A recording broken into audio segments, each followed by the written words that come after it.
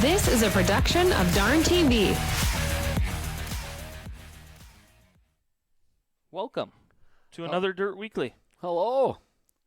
We had a week break. Little hiatus. Yeah, I had to. Fall work. Unfortunately, I had to text you guys last week, and we canceled last week's show. Just too much going on in the old Peter Racing camp. Yeah, you and Brock were in the lab getting ready. Well, I gave you a rundown of what cars we were working on in our group text. Multiple cars, multiple classes, multiple drivers. Yes. There's a lot of multiple. Multiple menus of food. Multiple menus of food. Yeah, so last week off, so we roll into this week. I think we're at episode 36. That's what I looked up. We're just going to roll with it, 36. We don't need to really number them at this point in time. Oktoberfest recap is where we're at. Dacotah Speedway Oktoberfest. Racing and football weather. Racing and football weather, both. It was. Yep. No complaints from this end. We'll go into greater detail. We have some footage from Dacotah Speedway TV that I have permission that we can show. So you're going to get a rundown of every class. You guys probably won't know some of the Wissota classes or the hobby stock classes, but we'll watch them and we'll go through them anyways. And there's some pretty nasty rollovers. We may show, may not show. I don't know. So it's kind of a weird deal. Friday night, planning on going down there, super pumped about going, and they had to cancel. But you guys are kind of thinking that maybe it's a blessing in disguise. I looked at it as a blessing. We went there with full intentions of racing no matter when they told us to race. And if they would have said we're racing at 1 in the morning or 10 o'clock the next morning or we're racing at 8 a.m. Sunday, we went there with the full intentions. You were there, yeah. So the postponement of Friday's show to Saturday, at that point in time, we were already in Mandan. We were already at the track. My wife wasn't. She was still here in Minot. She come down later after the kids were out of school, but they would have made it for the time to be at the races in time, But it allowed her to maybe gather up a little extra food or, we gathered a few extra things. So that way when everybody was there, we made Friday night to hang out with friends night, sitting over there, chilling and grilling. And the only thing we were missing was Roy Boy. Yeah. Roy is a grill master for sure. So. And he was in the stands. He just wasn't down in the pits with us. I was going to say, where is he? He was in the stands. Okay. So, to me. So Friday night, how many cars are in the pits? What are you dealing with there? I'd say 70% of the cars are there that were. I don't know how many. There's quite a few out in would it be the west parking lot where you come in? Where you come in, where you wait to get in? Yeah, there was quite a few parked out there that I never even went over there, But by them postponing and Jenny still being in town, she was able to pick up some more bratwurst from Marketplace Foods, and she picked up a couple more things while she was there and stopped by the Darn TV Worldwide Headquarters Studio office where we have our deer sausage. She picked up a few more rings of deer sausage because I got on the phone with her right away when they postponed. And I said, hey, bring some extra food because there's plenty of people here not doing anything. We might as well feed them and entertain them as far as I was concerned.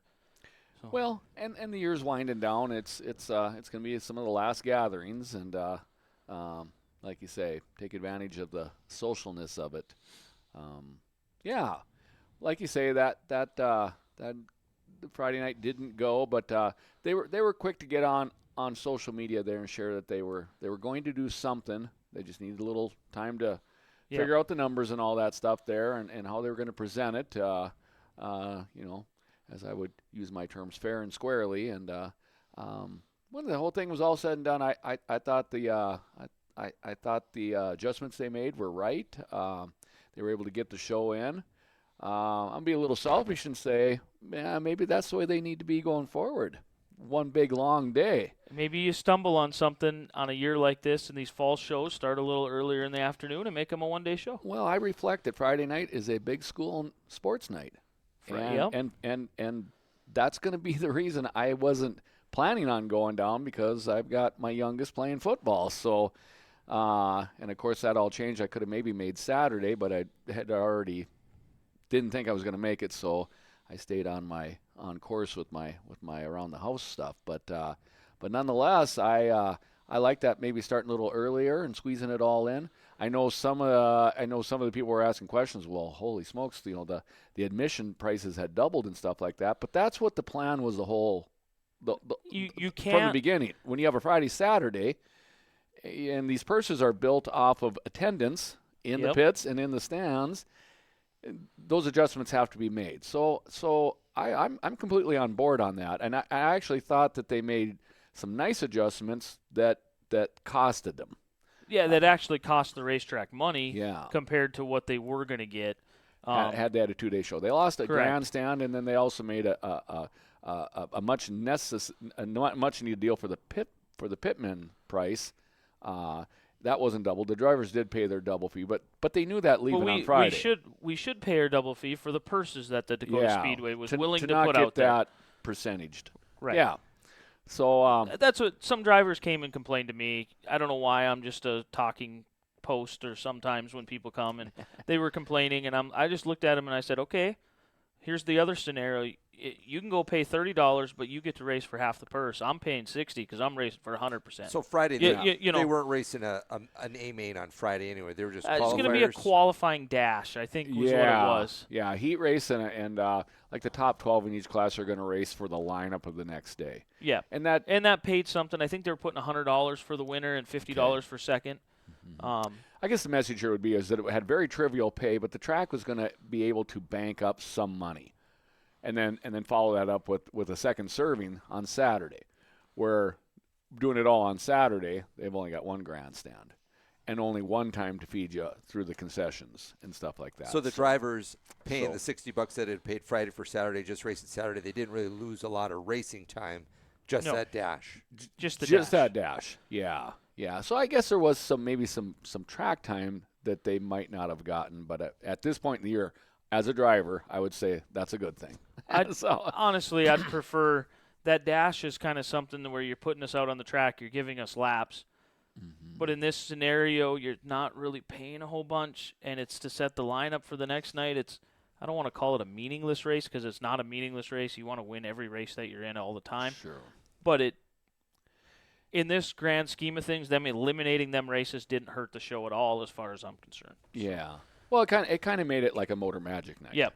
So, and we're used to that. And Jordan, you made a decision not to take the green machine. Well, yeah. Again, I got my youngest in football and stuff like that, and those are on Friday nights. And again, I'm a little bit of a broken record, but I reference that we got, and not just because of me myself, but I look around and I see lots of our racing people that are also involved in school sports. Yes.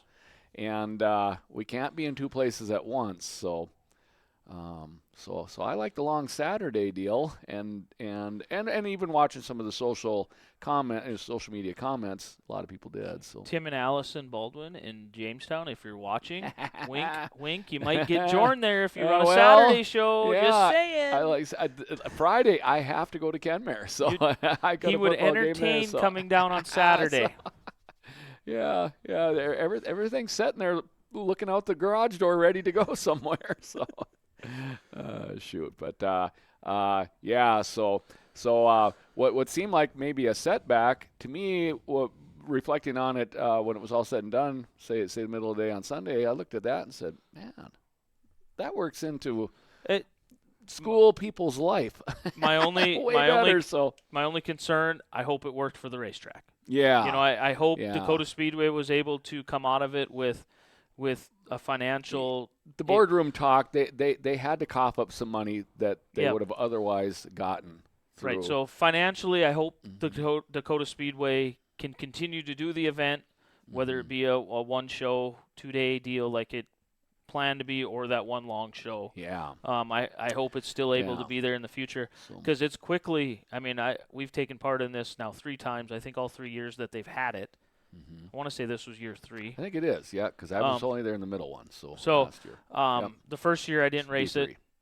Then obviously I've had some success the last 2, but it's one of my favorite race weekends of the year because of the social atmosphere. Just one of the things that you guys talk about quite a bit is the early start times. Sun's high in the sky, dries out the track. But with this, they're not going to have to worry about that at all at Jamestown if they would do this on Saturday. That track ain't going to be dry. I mean, even if they started at noon, they're not drying that thing out.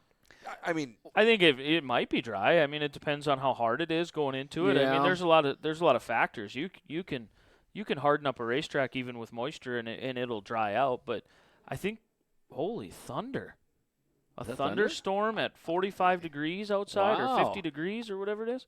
I seen some light in the. Yeah. Wow. It's going hard. And when I mean they're not drying it out, I'm not saying they're not going to get the race in, but they're not going to have dry, dusty conditions. Well, what you're going to see is similar to what Mandan had. And Mandan on Saturday, when they started their race program, they started with moisture on the track. Quickly it went to the normal Mandan drier racetrack, and it was a little bit dirty out there, a little bit dusty. Not super dusty, you couldn't see. Nothing along them lines. Not undrivable. Not undrivable. Not terrible for the fans. Nothing along them lines. It was just had that sunny daytime racing. Daytime racing. You could tell there was moisture underneath. You could feel it, or you could. Pockets of the racetrack had that little moisture, and you could hit them. Had patches. And then once the sun went down, and they went out and did that final track prep, boy, that place livened up, and it was fun. Well, sunset's roughly 20 after 7 now. I mean, it's changing quickly. Throughout the month of September, it changes a lot, and now we're touching into October. So that's no longer a 9:30 problem. Yeah, that we have most of the summer. Quickly, they now got all of a sudden it's a 7 o'clock deal. Even by 6:30, you're taking a bunch of the sting off. So even a 4 o'clock show is probably in line with our typical June-July shows. Yep. And I am critical of that because it's usually blistering hot, and where it isn't necessarily that. I don't think you're going to be saying that anymore this season. Blistering hot is out of the not vocabulary. Between now and Sunday, it don't sound like so, for sure. Let's show rundown up here in the top right corner of the screen is presented by Sebo Motorsports, specializing in high-performance parts, chassis repair. Call Ryan at 701-720-3889 for all your hot rod and racing needs. Sound like you brought him with you. We had him with, and his son Tucker and his wife Holly joined us for the weekend down there, so it's pretty fun down there. You brought the doctor to the track. We got 7 cars. We had 7 race cars in our group. Ryan worked on at least 3 of them, maybe 4 of them. I probably guarantee 4 of them he worked on. I don't know about the others, but he did some work on the 5 car. He did some work on Brock's Sport Mod, Max's Sport Mod, and I'm guessing Brock's stock car. So huge help down there. Is that the thunder and stuff, or? A train might be outside. Something's going on out here. It sounds like trash cans rolling around. It might be. The rain hitting the window or something. Yeah, the rain's hitting the window. That's what it sounds like. Wow. Are we okay? We're in a basement. so. Are we okay? This sounds kind of serious. So nice to have Ryan with. Like you say, you had lots of equipment to keep running, and the results say it was all time well spent. So awesome weekend. Fun weekend. When you have success, it's a fun weekend. It all started on Thursday. I'll give you kind of a rundown of Thursday. I sent you guys a text in our group. Of Max running the Sport Mod. We went in there with the intentions of Max focusing on the hobby, and we were going to let him dabble in the Sport Mod. He was going to double duty it. And we get there on Thursday night practice. We got there late, but we got there in time to allow Max to run some few runs. But Brock went out in the Sport Mod first, and the Razor Sport Mod, the one that Max drove. and he said it feels good. Everything's kosher. He just wanted to shake it down before Max got in it to make sure everything was where it needed to be. And then Max jumps in it, and he goes out, and Brock and I go up to their new viewing stand. Holy, hold the phone. They have a new viewing stand from the upper pit area. I'm unaware. They need to extend that thing by about 50 more feet to fit more people. Like a catwalk? A catwalk. In turn 1. Right as your gorgeous view. That's where I took that video from. I was going to say, I was trying to figure out where you got that from. I'm like, that's the new viewing stand. You're too far ahead to be in the pits. So they have that old announcer booth. you're do you remember? Yeah, that old announcer booth. Yeah. Well, but see, this ain't that. The old announcer booth's still sitting there. Okay. This is, do you know where Trackside Park's in that upper pit area? Directly across over by the guardrail and the fence. You know, when you go in, holy moly. It is loud. Sure. It is loud. I don't think we're okay. I'm asking, are we okay? I'm telling you, we're getting pounded on here pretty hard. When you go to the upper pit, you have that guardrail or whatever, the cement blocks there. Well, right on the other side of them cement blocks is the new viewing stand. That is the most bad, can I say ass? You just did. Most bad ass view of watching a race that I have watched in a long time. Like, say you sent that video, and I'm like, where are you standing? Man, you're almost on the track. You're like on top of it. You're almost on the track. You're too high to be standing there, and of course you can't because you get ran over. Well, that makes sense because all those people that pit there, they don't have a clue what's going on. Right, they have to walk up to the grandstand, and they all stand along the old announcer's booth. They stand there and whatever. Against the poles or whatever. Or sit in the bleachers there. But that gave another spot. It was packed, I believe, all night. I walked over there a couple times to see the view, and amazing. Great job, Dacotah Speedway, on that. Well, it's all part of the experience, and that's awesome. So, weather alert? Tornado warning. Golly. Maybe hurricane. Wow. Maybe it's settling down now. Yeah. I don't know if I'll get that in, Jenny, but I can try. Brock almost died in Max's hobby stock by almost hitting the concrete barrier there in the heat race. So putting her right up against it. Yeah, it was mighty close, but awesome viewing stand. Improvements. Anytime you see a track making improvements, support it 100% because there's people that worked hard to get that done. You bet. And kudos to you guys that got that done. Yeah, that don't happen by wiggling your nose. Correct. So that was the biggest thing. So when I got there Thursday, I walked up there. Brock and I walked up there to watch Max, and a beautiful view. Videoed him a little bit, and he looked unsure with the whole steering, the quick steer thing compared to the hobby. Yeah. He made 10 laps out there, and we felt he got a little better as it went on, and then we pulled Max in, and Brock ran over and got in his car, and pulled over, and I had a conversation with Max. I said, now follow Brock. Go out on the track and follow Brock. Just kind of react, and the best teacher you can have is your uncle. Yeah, driving his tires. Yep. Get a feel for the speed and the curves and the feel. Yep, just get a feel for it. So he goes out and he follows Brock for 2 laps. And then he decides he's going to go to the bottom and pass Brock. And he put about 10 to 15 car lengths between him and Brock. And Brock comes in afterwards, and he takes his helmet off. There were some big breaks between when you'd go out on the track, probably had 10 minutes between. So I come over to Brock first, and I'm talking to him, and he goes, maybe we should just do the sport mod this weekend and just not do this. Let's not even worry about the hobby stock. And I'm like, okay, we're on the same page. 2 brothers on the same page. Because when I saw Max do that, I don't want to go back to that stock steering. Yeah. I don't want to fight him. I don't want to fight him. I don't want hand over hand over hand. Yeah, I don't want to fight him on that deal. So then I went up and talked to Max, and I said, okay, now you have to run a different part of the track. Let's move down to the middle to the bottom. You were running the top or whatever, So he went out and he did what we were telling him to do, and he ran right with Brock again and a couple other cars, and he finished his 5 runs, and there was a couple drivers, handful of them, all up in the little viewing stand with us. That all after Max was done with one of his runs, they all looked at me, and they're like, You're cheating again, aren't you, Brandon? That's what they're thinking. No, they kind of just What's looked that? at. They gave me what? affirmation that, hey, maybe we're on the right page with something here. But what about You this? know? You guys have been talking about Max's line is different than yours. Yep. It has been all year, different than everybody's. Yeah. So is it helpful to tell him where to go or just let him find his own way? We weren't telling him where to race. We just wanted him to, because you fall into something. You're going to go out there, and you're going to run that fast line and just feel comfortable and go, go, go, go, go. Well, move around a little Camp bit. out in it. Yeah, camp out in it, and he's going to do what's comfortable. When you get starting last or when you're starting in the back, because we made him start last all weekend. There was none of that putting him in the field or none of that stuff. Yeah. He had to earn his way into the field. Yeah. Yeah. If he could do it from the back, then at least he experienced it coming through.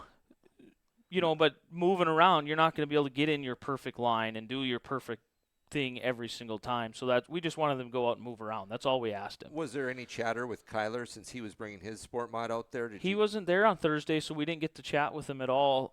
They right. showed up Friday, I think. No, I don't even think they came down Friday. I think they came down Saturday. When it got canceled, I don't remember seeing them there Friday. Yeah, they had Facebook stuff. I can't remember exactly what it said, Right. but yeah. It's hard to say. I don't remember seeing them there Friday. Maybe they were. We never had a conversation. I knew Kyler was going to do double duty, similar to Max, but we made the decision at that point, let's just run Max in the sport mod, let him figure it out. They're different, for sure, because one thing I see about sport mods a lot is they push. They'll plow. Was he feeling that? Because I haven't seen – he was pitching the hobby great by the end of the year. I mean, he was laying it in there so nice. He was driving it tight, but the car wasn't tight. We knew after Brock drove it that short stint, Brock goes, this car is very neutral right now. It's not tight. If you set it in the corner, well, his first few runs out there, he drove it tight like a hobby stock. He was entering the corner like a hobby stock. He wasn't giving her the gentle on the wheel. Right, gentle on the wheel. Didn't give the wheels a chance to actually teeth in. Correct. By the end of it, he was doing a lot better. But why would he know to do that? I mean, that would be really by weird. Feel. Yeah. You just got to feel it.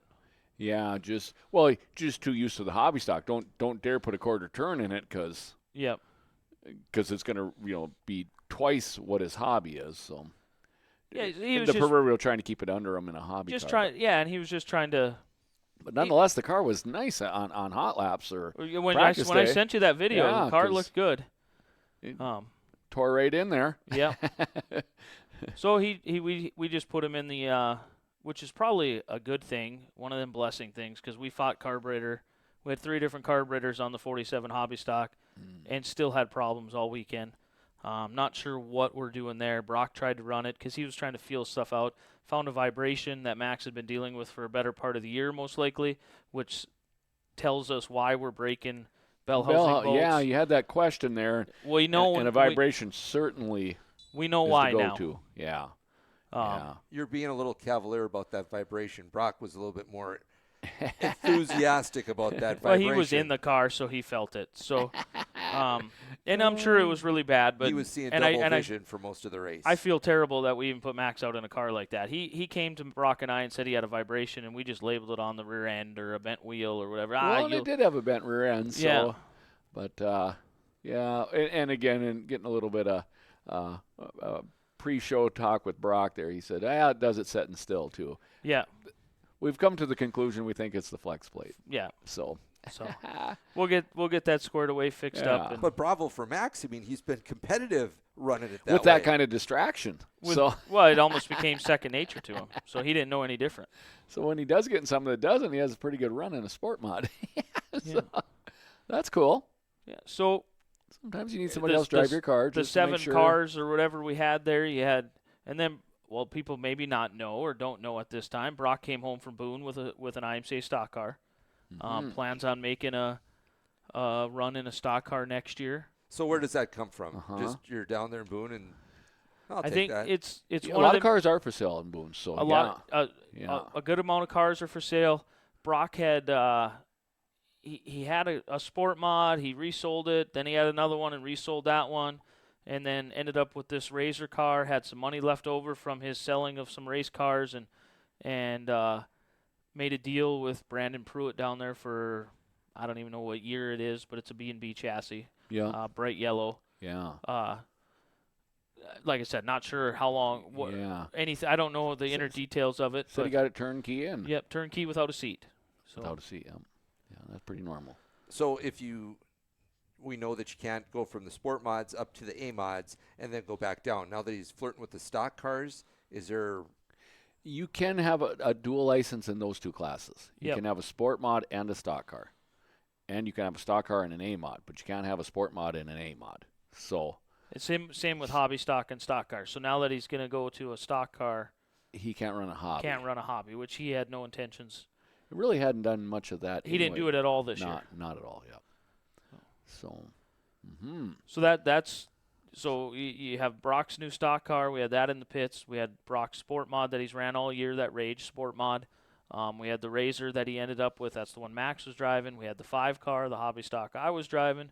The 47 hobby stock, one Max has been running all year. And then how many does that add up to? I think at 5 at that point. So then we had Trevor Haas in the 99H, had his car down there, and Tim Anderson in the 44. That was all our group. But Brock was planning on running an A-mod too. Was that down there also? No, we didn't put the A-mod thing together. So we were in hopes. He wanted to run all 4. That was kind of his goal. He wanted to run the 4 main classes, and he just didn't put the A-mod thing together.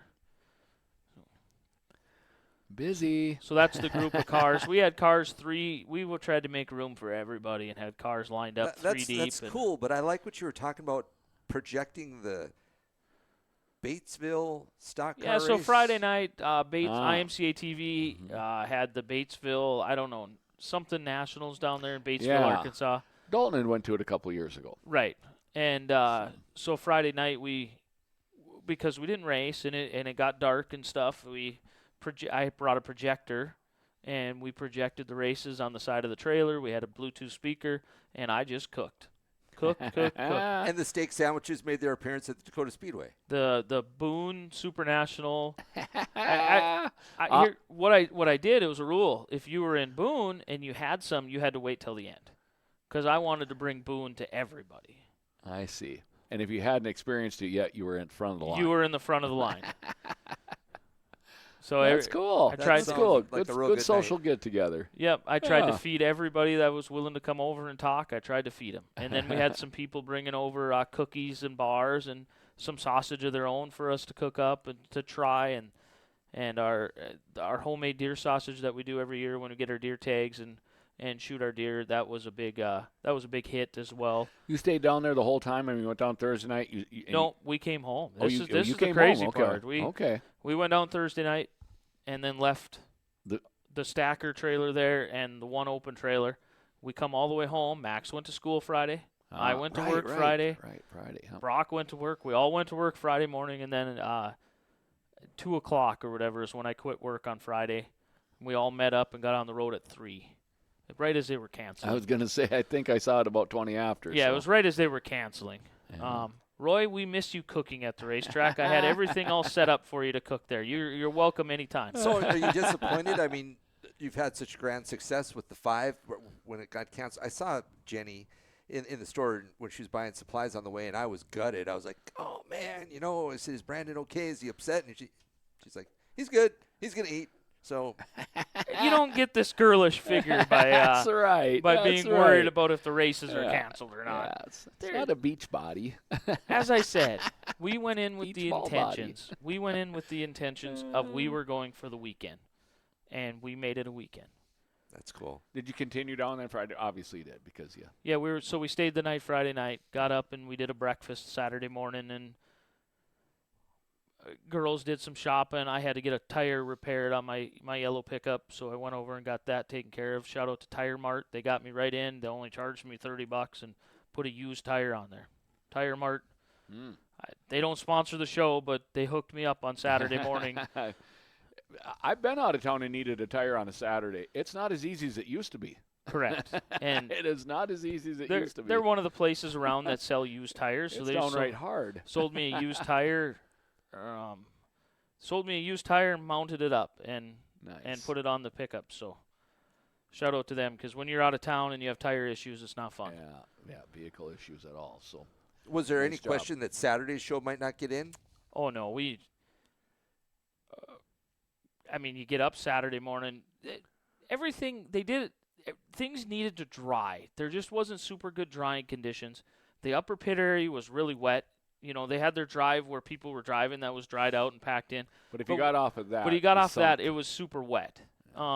So they let it dry out overnight, and then they drug the pits on Saturday morning. I'd say by noonish, 1 o'clock, you knew that we were going to race. There was no. And the wind had fired up pretty good on Saturday too, which is what you want when you're wet. Yeah. Wind.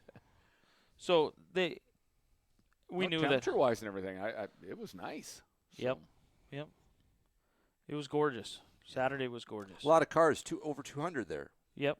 Over 220 cars checked in on Saturday, which I think is a record. They were talking about that being a record. Again, reflecting on some of my earlier comments, I think some of that car count went up because it was rescheduled as a one-day show. Yep. I just was involved with another project. Otherwise, I mean, I really got interested when it became that. I just was too committed to my other deal. But so I would say that comment would represent maybe a 10% number, 15% number. And that adds up to be 20, 30 cars that maybe jumped on that. I seen on Facebook some talk that they said, whatever you do, try not to do this on Sunday. And I get it, because you got to get everybody back home, and Monday morning is school and work again. We sure like that Sunday.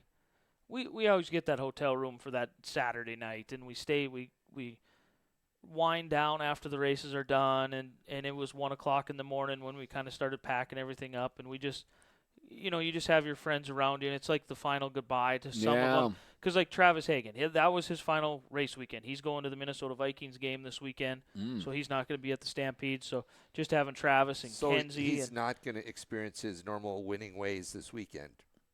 As a Vikings fan, I'm afraid not. I got nothing.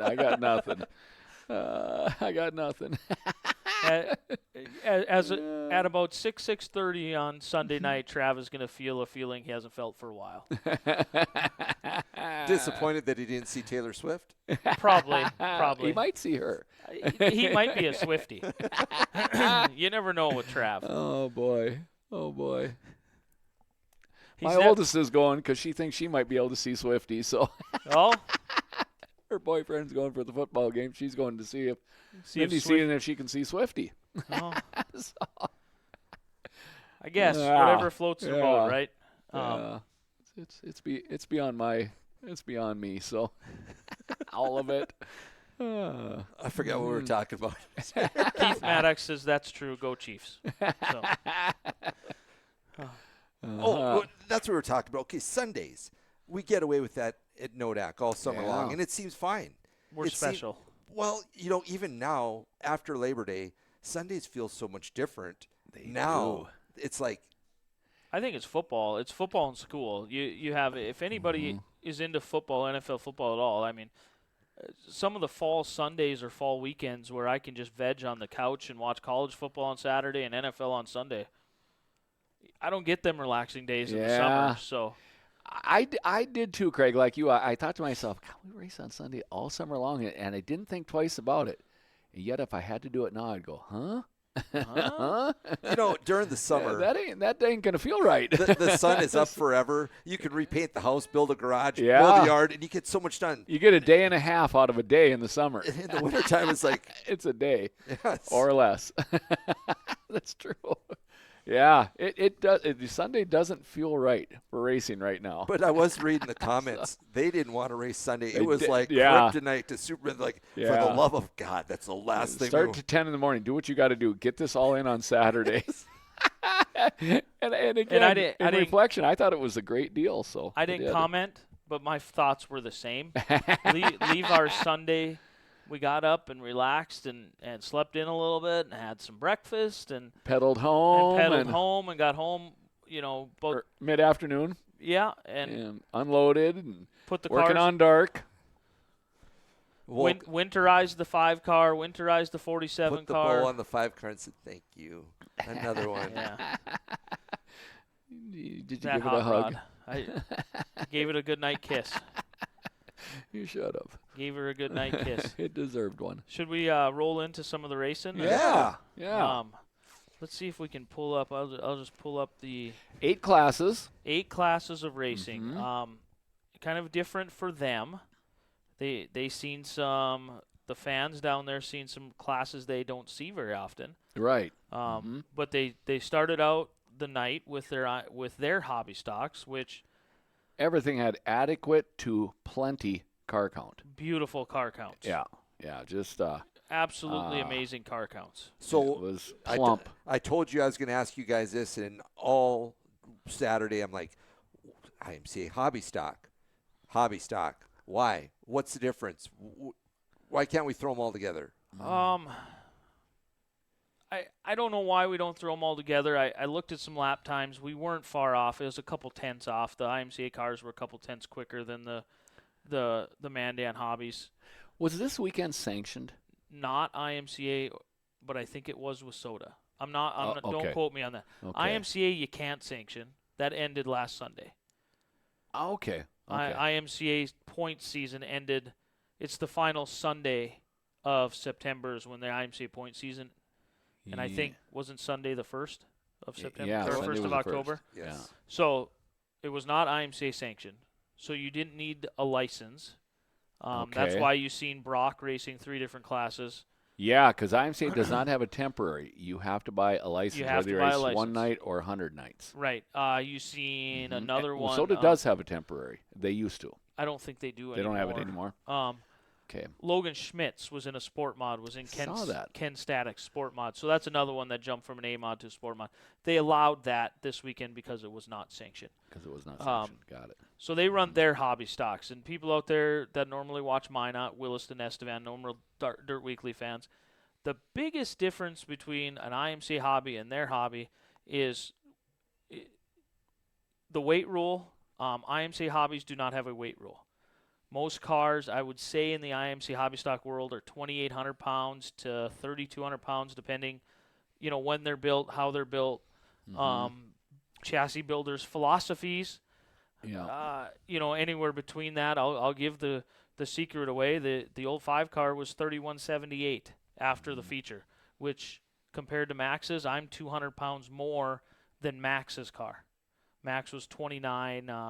We checked it earlier this year, 29 something, upper 29s. And again, some technical tidbit there. The IMCA hobby is not allowed to bolt on ballast. Correct. No ballast allowed. So they don't have a minimum weight, and you cannot add lead ballast. Yes, which and in our case is lead.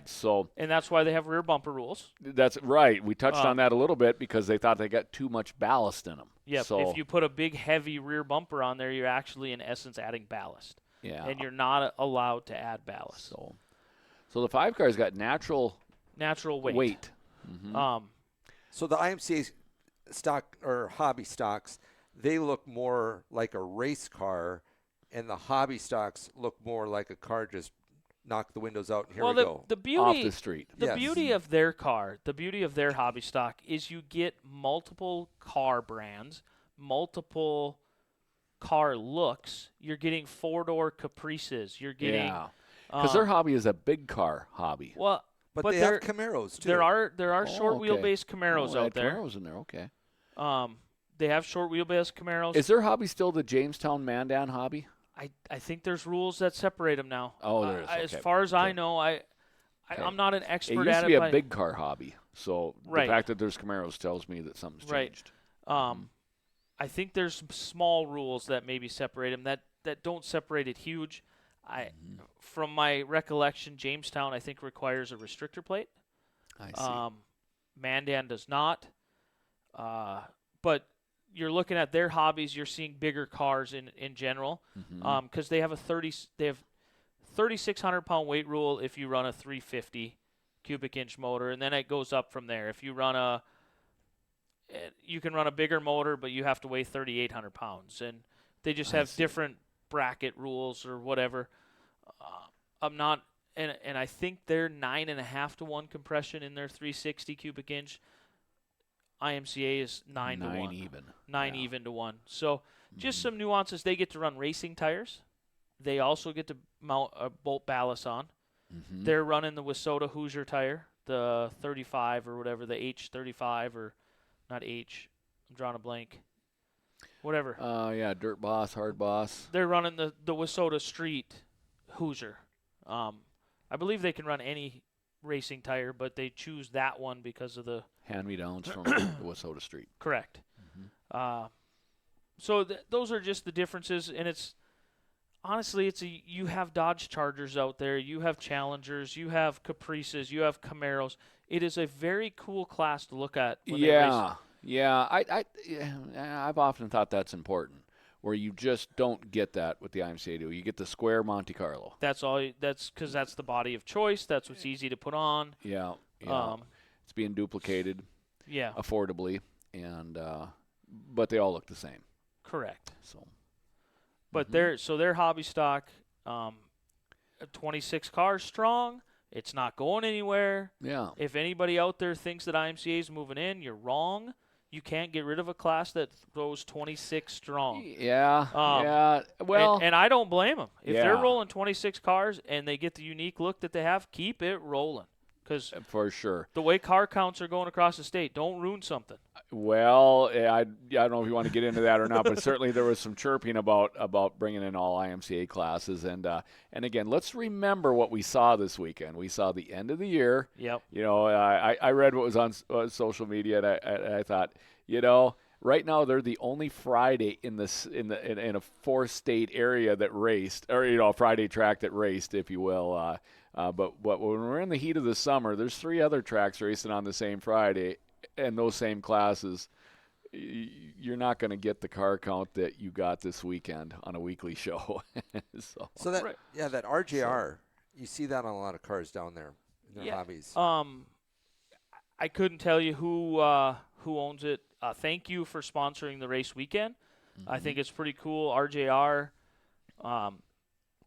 Pace vehicle. You see it on a bunch of cars, so they support racing. Thank you to whoever owns RJR out there. That any business that supports racing, I support them. So I'll definitely GTO.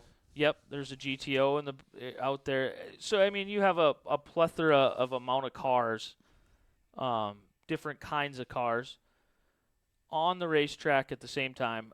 Shout out to Dacotah Speedway TV with the footage of the weekend. They were the ones broadcasting this event.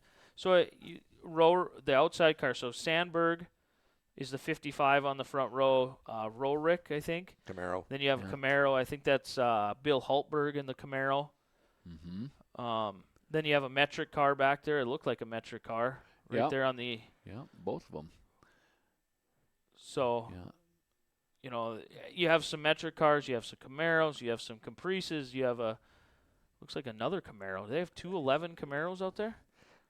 They had some Novas. That 8 car right there on the right-hand side of the screen is a Nova. Is it part of the rule to have the rear lights in the window? No, I think they do it just because it allows the people behind you to see you. Yeah. Years ago, it used to be a rule.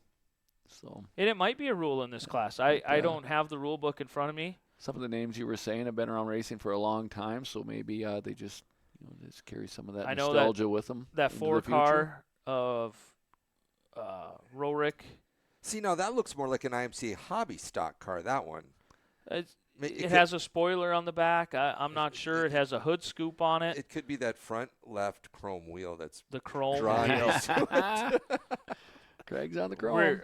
Chris Rangeloff said rear light is a rule. Is a rule. Yep. Mm-hmm. Thank you, Chris, for chiming in. I remember years ago it was. And, Chris is a guy that has 2 different cars. I think he was hard charger, wasn't he? Hard charger and fastest lap of the race. Yeah. Wow. In the IMCA hobby. So, but he runs both. He has 2 different cars that he runs a car in this one, blue 9 right there on the center part of your screen. Yep. Which I think is a 4-door. Call it a Caprice or something along them lines. Impala Caprice. Yep. Mm-hmm. And then, but Dylan Sandberg, super success. I think Dylan started out in a sport compact. Mm-hmm. And then moved into the hobby stock ranks. He's won a Jamestown Stampede. And IMCA hard charger was Taylor Heaton, the 11H. Thank you, Chris. 11H, okay. You had to be close. Actually, I'm glad they brought that up. We'll get to that race here shortly. Okay. Because I was a sitting duck out front. You know where I was going. I know where you're going. I went back and watched it. But But, yeah, in this deal here, Sandberg out front, tough to beat when you're out front. Knows Kinda the track skipped through, well. went too far. Pretty good wreck here. The thing that, I guess, what do you call it, all drivers kind of struggled with on Saturday, we struggled with making the full amount of laps in our feature. See, if you watch this a little bit, now one went off.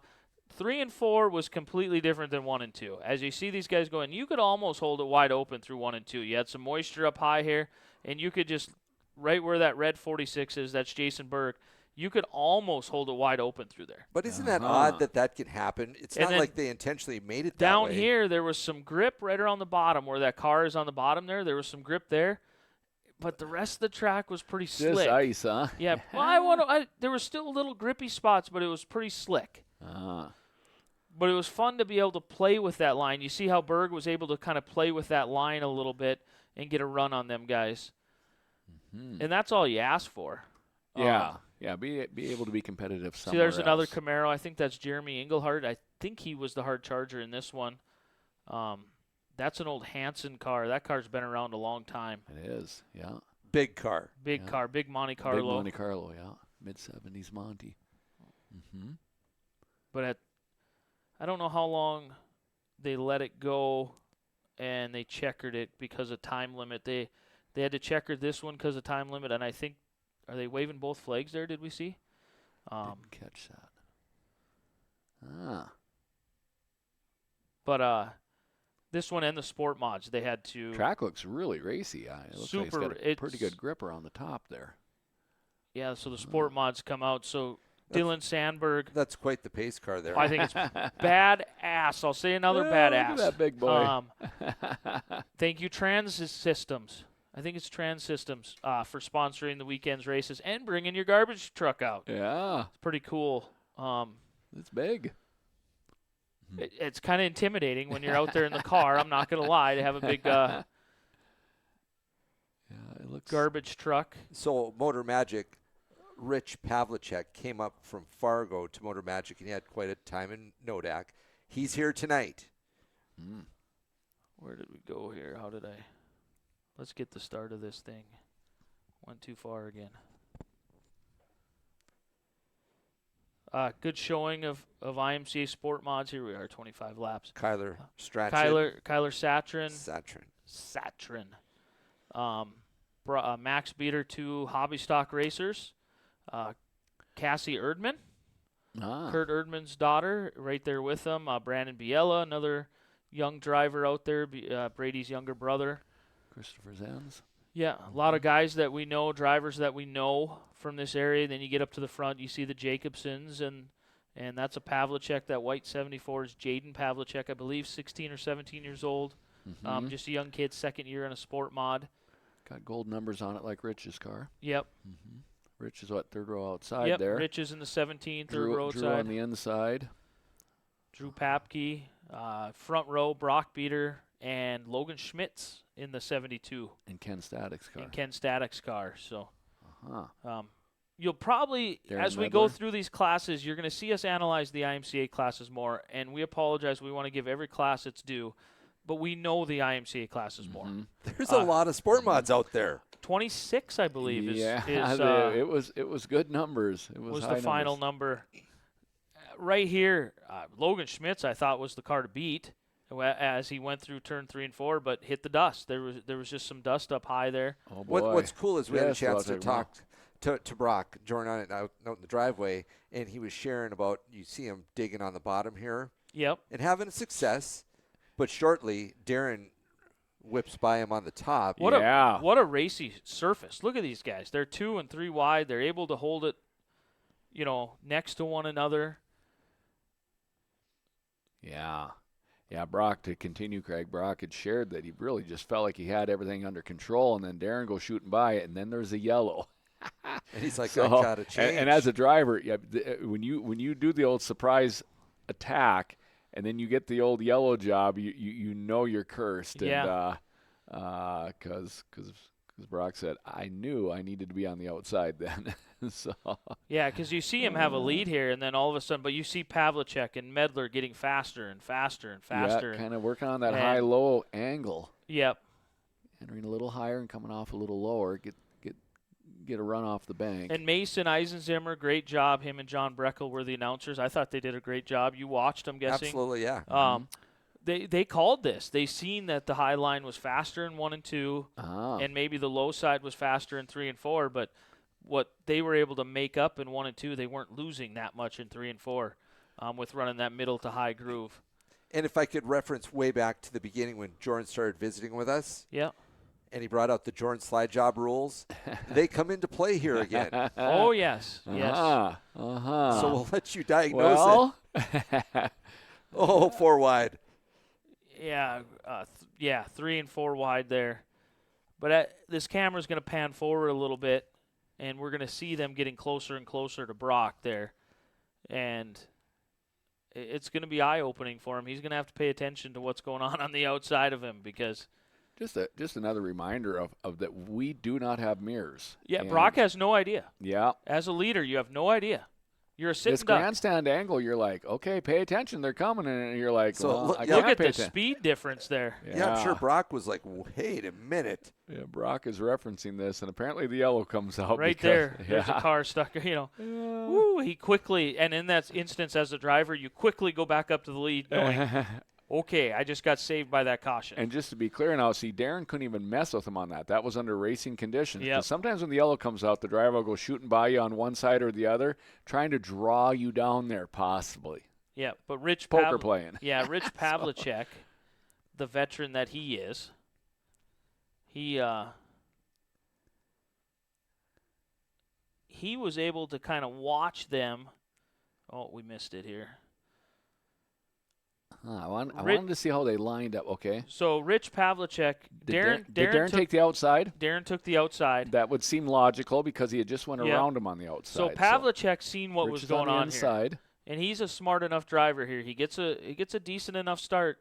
Rich goes, I'm going to make a 2-for-1 on this deal, and I'm going to take the lead. Well, I don't think he made any friends with the 48 Brock Beater on this deal. Brock gave him a little shot to the right rear quarter, and. However, that woke Brock up. It seemed like after this, Brock gets up on the wheel and it's game on. Yeah, it's one of them. Sometimes a little bit of motivation like that doesn't hurt anybody. Well, in Brock's defense, when you're leading like that, you don't know how hard you got to race. As I've shared, the last thing you want to do is go around by yourself leading. Yep. So you got to be a little reserved so you don't do that stunt either. Now he knows that somebody's going faster and he needs to dig. He starts find it. He starts working the bottom here. And then the caution comes out for a car over here, one of the Speetons. And then he said, hey, fella. Oh, yeah, he went up and gave him a little bit of a howdy-do and saying, hey, I wasn't happy with your move. Yeah, he referenced that they caught up on that in the tech area. So, are you able to communicate a lot in the car? Can you? You can tell by body language, a.k.a. car language, if somebody's upset with you or not. Well, sometimes followed by hand language. Yeah, sometimes there's a year number 1 coming up at you. Yeah, individual fingers. Yeah. So apparently there wasn't just one of them. They were maybe using both. But see the back quarter there. That's courtesy of Brock. Yep, that's courtesy of Brock. And you don't do it on purpose to try to cause any damage, but it's more of a reminder of. Well, actually, what Brock was saying was it seemed like Rich came up and had to come to a stop to get going again, and Brock really went too far again. We'll watch. Yeah. We'll catch this restart. So now Brock chose the outside of this restart and got a better start than Darren did the last time, if you notice. And now was able to ride the outside. And watch him come down. And where the outside really paid off was off of 2 because it was costly on the start off of 4. He just lays it in the dirt. Laser around the bottom. Rich gets a little bit tight. Now Brock gets the dig back on him on the grip on the bottom of 4. It was able to kind of come up and clear him enough. Rich kind of going for that. Yep. Not this time. Slider thingy again. So. But now what you just watched is something key here. That lap was completed by the field. And where was Brock again? Front. In the lead when they completed that lap. So now I had some people that were questioning should Brock have been in the lead. Yeah. They completed that lap with him in the lead. Well, I'm going to jump in right there. I don't even think, to me, the field don't even have to be complete. If 5 cross under the green, they stay in that position. And 6 on back. Rules on tracks are different. That's how I would like to run it too. But yeah. This deal here, I think most or majority of the field was across. So if you wait for the whole field to go across, it'd take you 3 hours to get a race done. Right. My opinion. Yep. If 5 cross, you count the lap and you line them up the way they crossed. So, yeah, some of those fall meetings get to be long like that, but they need to be understood. So, but yeah, Brock was. So then an interesting deal here. Pavlicek chooses the outside. A strategy move. Does he not want to do the same thing? I don't know what. Well, Rich... I think that he has realized that it's so much faster high in 2 that he needs to be in that lane. See, and that's what Brock, he got passed by Medler, he got passed by Pavlicek, and now he's learned from that. And he knows I need to stay high in 1 and 2, 3 and 4 I can lay it in the weeds, and that was the perfect recipe. Yeah, good recap because he did regain it coming out of 4 and on that little thread of grip that's down on the bottom. But he's going to go down. Yeah, I was going to say he's going to go down and catch it on this start because he had started high one time. And then it's the race to the top. Yeah, then you just want to be the first one up here to the top, and once you make it through the center part of the corner, nobody's going to slide you at that point. Look at the momentum there. I mean, it just stretches out to a 3, almost 4 car length lead. I know how hard it is, and I can try to explain it, but when you're racing a racetrack, Jordan, and you have a high momentum at one end and around the guardrail at the other end, what challenges does that bring? Well, you got to cross back across. So, but I mean, just the driving difference from entering the corner in one end to entering in the guardrail end. Yeah. Again, you bring it down. You're crossing over hoping somebody hasn't slipped up the inside of you. Yep. But again, Brock did get a couple of chances to see just how fast that high line was, and Darren is maintaining that right now on Rich. So Rich is now trying to go down and find that grip that Brock is starting to take off with. Rich is capitalizing on. He sees that that's where he's really getting it going. And if this goes green the rest of the way, 8 laps, Brock's got it candy. It's no big deal. But we have a couple more. I think there's 3 or 4 more cautions. The ice of 4 is cautioning up. Yeah, it's challenging, and I think we just had another one here. I just skipped forward, and I think we just landed on another one. I'm trying to see the board there. I think it said 10 last time. Yeah, it's 7 up at the top of the screen. So we get down to, there was a Max sighting there. Ran a decent race. I think he ended up 13th, started in the mid-20s. They went single file restart here. He was able to race around some guys that have been racing all summer and pass them. So we called it a successful night. That was pretty awesome for a debut. Yeah. He probably really liking that steering quickener. He really likes everything about it. To get him to go back to a hobby stock next year is going to be a challenge. Oh, boy. But that's a little overtime won't fix. Yeah, he needs to work overtime at Marketplace. Food. I'm ready for him. I saw him today, and I was super excited to see him. Help me, man.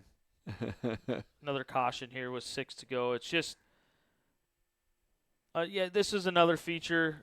I'm not picking on any of the drivers. Didn't make the end. And I don't know why they keep showing Max, because Jenny is not running camera. And it's a shame that it didn't get to go to the checkers, because so you got the drama of Rich putting the slider on Brock, maybe get a little bit of emotions going, and Pavlicek is starting to show some muscle towards the end. Yeah, you're going to watch this here as they go. Pavlicek's able to find maybe a little bit of a lower line in 3 and 4 that builds the same momentum. And he started to look to the inside of the old 48 here. Can keep the gap in check, huh? Yep. Yep. After these restarts, Brock goes in and he's a little bit tight. He has to see how he's got to keep some left wheel in it. It's getting good. Well, I see a little bit of a push there. Yeah, Rich is able to keep that line a little bit lower, and I think you finish out these 4 laps. And we go yellow. And then you talk about Mason. You talk about John Breckel, and they're talking about this race, and I'm awake at this point. I'm ready to see this. And then all of a sudden, well, they called it. I'm like, are you kidding me? They gave him plenty of warnings. Are you kidding me? That Ethan kid that runs the receiver down there was given warnings all night to everybody. Guys, he wasn't mean about it. He was in a calm voice. Yeah. He goes, hey, you guys are at X amount of minutes of your time limit. You have X amount of laps left. If you want to finish this race, you drivers have to finish this race. Well, and the other telltale sign is that it was a single file restart at the end there. Yep. So Yep. everybody's starting to lose their patience. Because it looks like they're getting ready to line up, and we're gonna go, and then it ends. Yeah, I think they do one more restart here. And then it's a quick yellow then. Yeah, and they don't even complete a lap, and it's a quick yellow, and That's that. that's that. Because I think there was 4 to go. But I would have loved to see this finish too. Even though at this point in time I was sitting in my car waiting to go out on the track, so I didn't know. I just kept hearing. Didn't know it was this. I just knew 48 kept being in the lead on the lineup. So. But as a fan, this is what you're waiting for. 4 to go, a little bit of bad blood between the top 2, friendly bad blood. Bumping and grinding. Darren right there in third had a great year. See, unfortunately, oh, man, I wish they get piled up before just, going into 4. I'll pause it right here. I hope guys go back and watch this video and they can learn from this, because this is not a leader problem, a first, second, third. This is a 5th place problem, 5th and 6th place, that get on the gas too soon, which then everybody behind them reacts, and then everybody piles up. And it just, you see, like that white car gets on the gas, 51 gets on the gas, and it just creates a chain reaction when they didn't need to do that. Well, I'll reference Bruce. He says, stay close together. You can't get gapped out, because this is games that get played. And they lay back, and there's my beautiful wife in the pink hat or orange hat right there on that trailer. She just put her hand in the air like, what the heck's going on out here? And I don't know if they call it right there. I think they do. They called it right there. They called it with the laps remaining 0, so they gave the checkered to Brock. So congrats to my little brother on a feature win. It's something that he was fast. It's something he needed. All the work that he puts in, and maybe he doesn't see the success that I think he should. Brand new body on the car to go to Iowa. Didn't really tear it up. Only got to run 40 laps down there in Boone. Here comes my daughter and Ryan and Tucker. And it's no secret that 4 chrome wheels give you 5 more horsepower, so that helped them big time. That's a sharp-looking car with them chrome wheels, isn't it? You turn right. For sure. Yeah. The 48. Life's short. Put on chrome. That's awesome. So, we got right to the first start of the race, almost perfect. Here's the IMC Hobby Stock feature front row. You put her on the pin. Put her on the pin. They lined everybody up. I guess we should have touched on this. Based on your heat race, they lined everybody up by passing points. Whoever had the most passing points started up on the front, or most passing points first, second, third. Chris Rangeloff, so close to hitting them barrels there. Just to touch on that, did the heat winner get a guaranteed start then? Or I don't believe so. It was strictly passing points. Brenner Grinstead finished second in the heat to me, and he started outside front row. So, and him and I started in the last row together. I see. In the heat race. So you both passed a lot. We both passed a lot. 6, 7. Yeah, you really should have shown that heat race, because that was a fun one.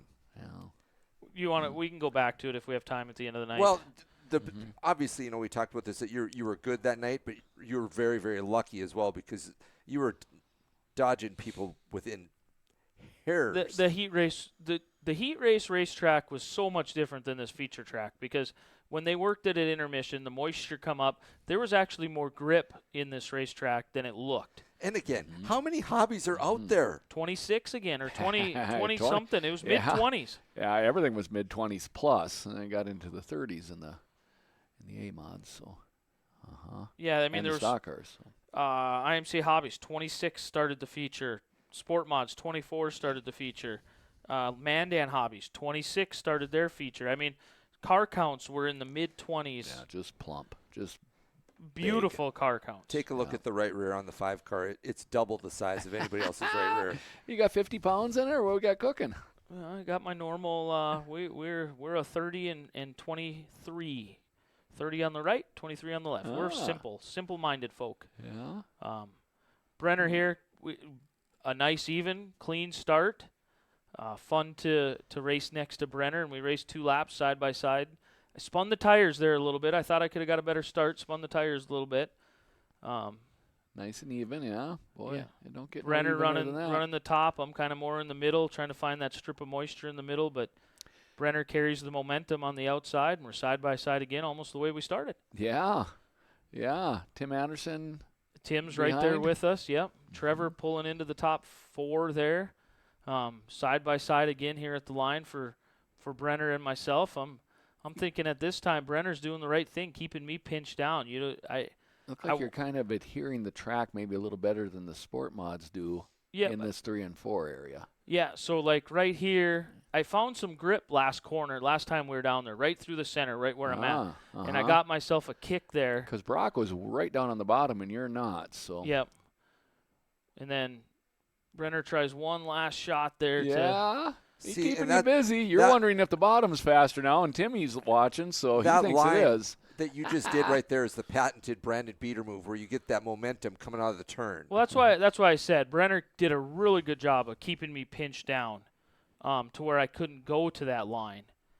And once I cleared him and got to that line, somebody was going to have to make it super obvious that another line was faster. I was not leaving my group. Right. That's hard to do sometimes because things are coming up the left or the right side. You're like, how committed am I to this? But it was spot? so, like, turn 3 and 4 was so tough. If you overdrove it, like Brenner and Trevor right there, just overdrove turn 3 by, and we're talking feet. If you drove it in there on the high side up where Trevor is, 2 feet further than what you wanted to, it would kill your whole corner. Yeah, even Brenner drifted up pretty good there. I thought he might have snipped Tim a little bit, but it didn't move, so it must have just been close. And there was a bump going into turn 1. I every time my goal was once that left front, I'd roll out of the throttle, that left front would dip in the bump. Give it some and turn. It would give the car a kick, and then I'd be back in the throttle. But that's experience, because if that might spook some people hitting that bump and turning the car like that. Right. True. You have to have faith that the car is not going to spin out. It didn't look like things were spinning out nearly not they were in the sport mods. Not like the sport mods. As far as I know, we're able to finish this deal off. This one here is kind of we'll let this one roll. Is this when Tim tapped you on the back? Yeah, under caution, he let me know that the 44, Tim's been my best friend since we were kids. We grew up at a racetrack together. So Jordan, you want to keep your eye on the 44 car here. Okay. Tim actually, he overdrives corner entry and he washes up in the center of the track, and then him and the 15 meet coming out of the corner. That teal car is coming up the track, and they're oh boy. Yeah, it gets almost 4 wheels off the ground. Almost like open wheel racing there. Yeah. They got crawled up on top. What did you say they meet? That's what you met, call They met. 15 and 44 got a howdy do coming out of the. Did you get a flat out of the deal? Yeah, left front flat. Left front, okay. So if I'm 44 there, I'm going full cold trickle on 15. What you have to do as a racer is not go full cold trickle on 15. You have to go to the pits, and unfortunately you can be mad as you want, but you got to go take your lump and get your tire changed. And here comes Chance and Kyle Schoep, and I can't figure out who that third one is there that comes running over, but because that's right in the driver door too. He felt that. Oh yeah. Get their tire changed. And yeah, this is really where you got to have full control of your emotions. And so they single file us up. We had one more caution in there. Note the 11 car. The 11 car started, I think, almost last. I think he has 18 up.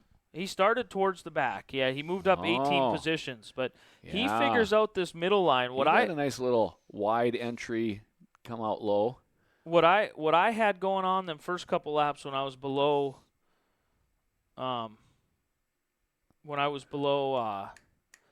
Grinstead on them first couple laps, I felt there was maybe a little something down there, and Taylor Heaton was able to find it here, right where he was. He's almost got a wheelie going on. Yeah, that car sits a lot higher than Look at them going 3 wide, just digging. I don't think they touched either. Maybe I'm wrong. Were close. So who's that the hardest for? That's got to be harder for Brenner in the middle. Brenner's in a tough spot there, being in the middle. He ain't got no edge. Yeah, he's in the middle. He's doing a good job. I mean, he could use Trevor for a break a little bit. Then Rangeloff comes in on this deal.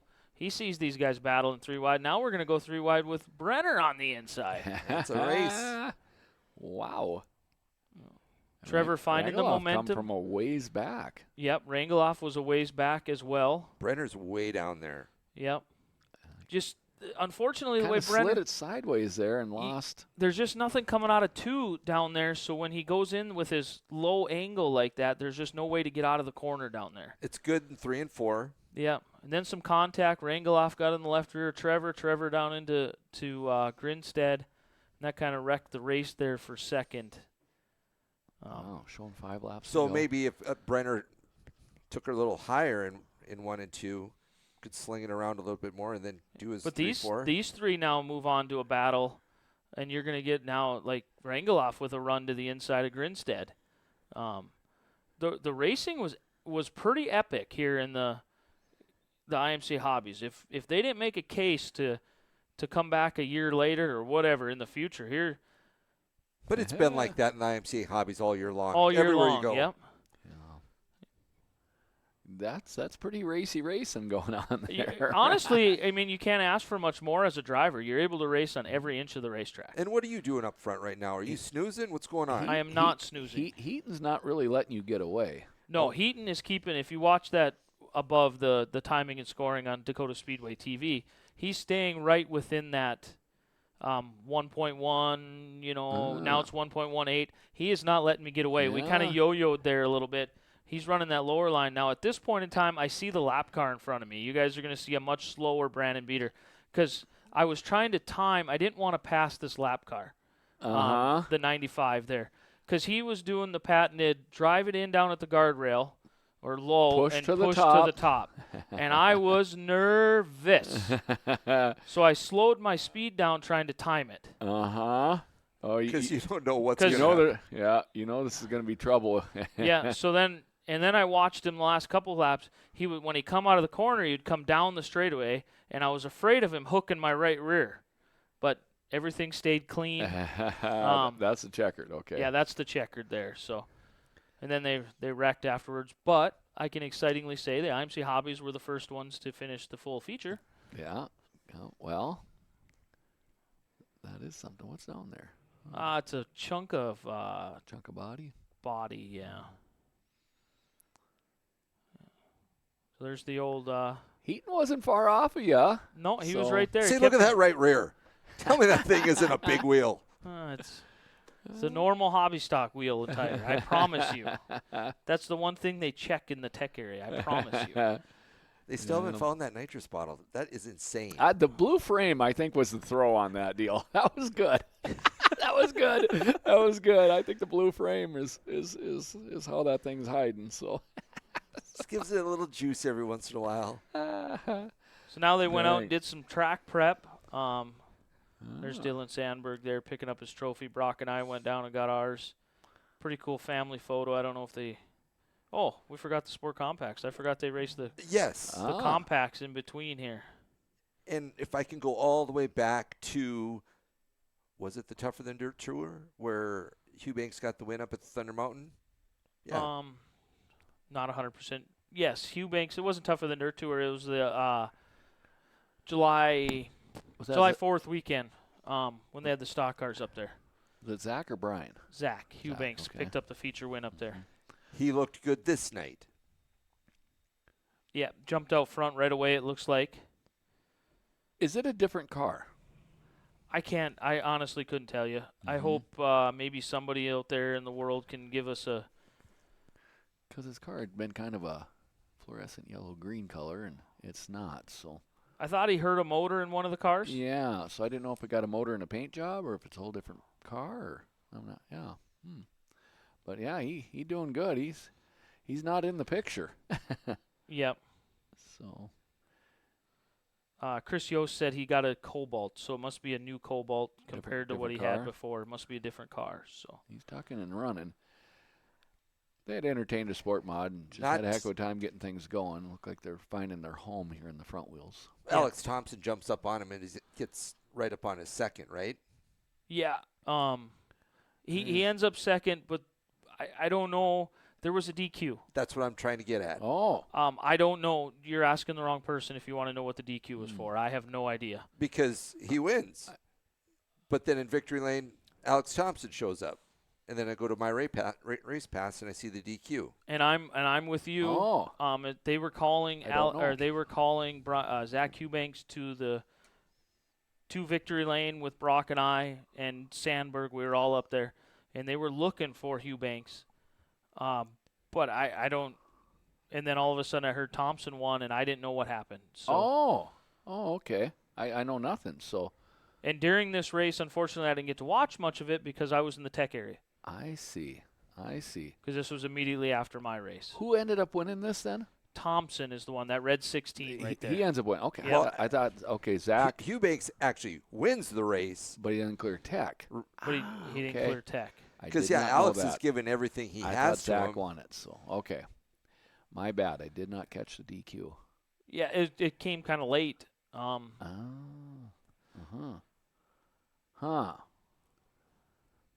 They must have found his nitrous bottle. had two different rear springs. So I guess you have to have, that must be the same rule as the hobby stocks. You have to have the same height spring in the back. Interesting, okay. Two different rear springs. Thanks for the clarification. Yeah, thanks, Chris. I did not know that. Well, nonetheless, he's getting around good. And when he gets the right springs in it, it'll probably still be pretty good. So. But look at this. I mean, this race is race. pretty. After what we've all talked about, you think that Highline would just have whipped Alex around him. Different car, front wheel. But then the low line smaller here. car. Kind of like what we learned with the Legend cars. They run a lower groove. Chris Yost said one progressive spring and one straight rate spring. See, now you think, he's got him. He's going. No. They're close. That's why you play the games. They look pretty good up there on that ice skating rink. Yeah. Coming out of 4. It's a good race. Dacotah Speedway needs more compacts. This is a good race. Hopefully the Minot drivers, hopefully they keep them around. I know they had struggled getting cars down there this summer. I certainly seen a spark in the attendance midsummer here. So, like you say, hopefully that does pour over into spring racing wherever they're scheduled. Yep, able to finish the 10 laps without a caution. So that's a bonus.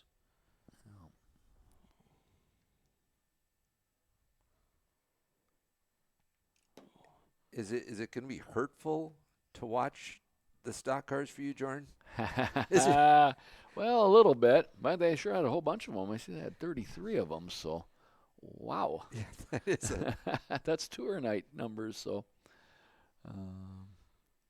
They must have did Sandberg before they did Brock and I. I'm not 100. There it goes. There's Brock, and then I'll come rolling in.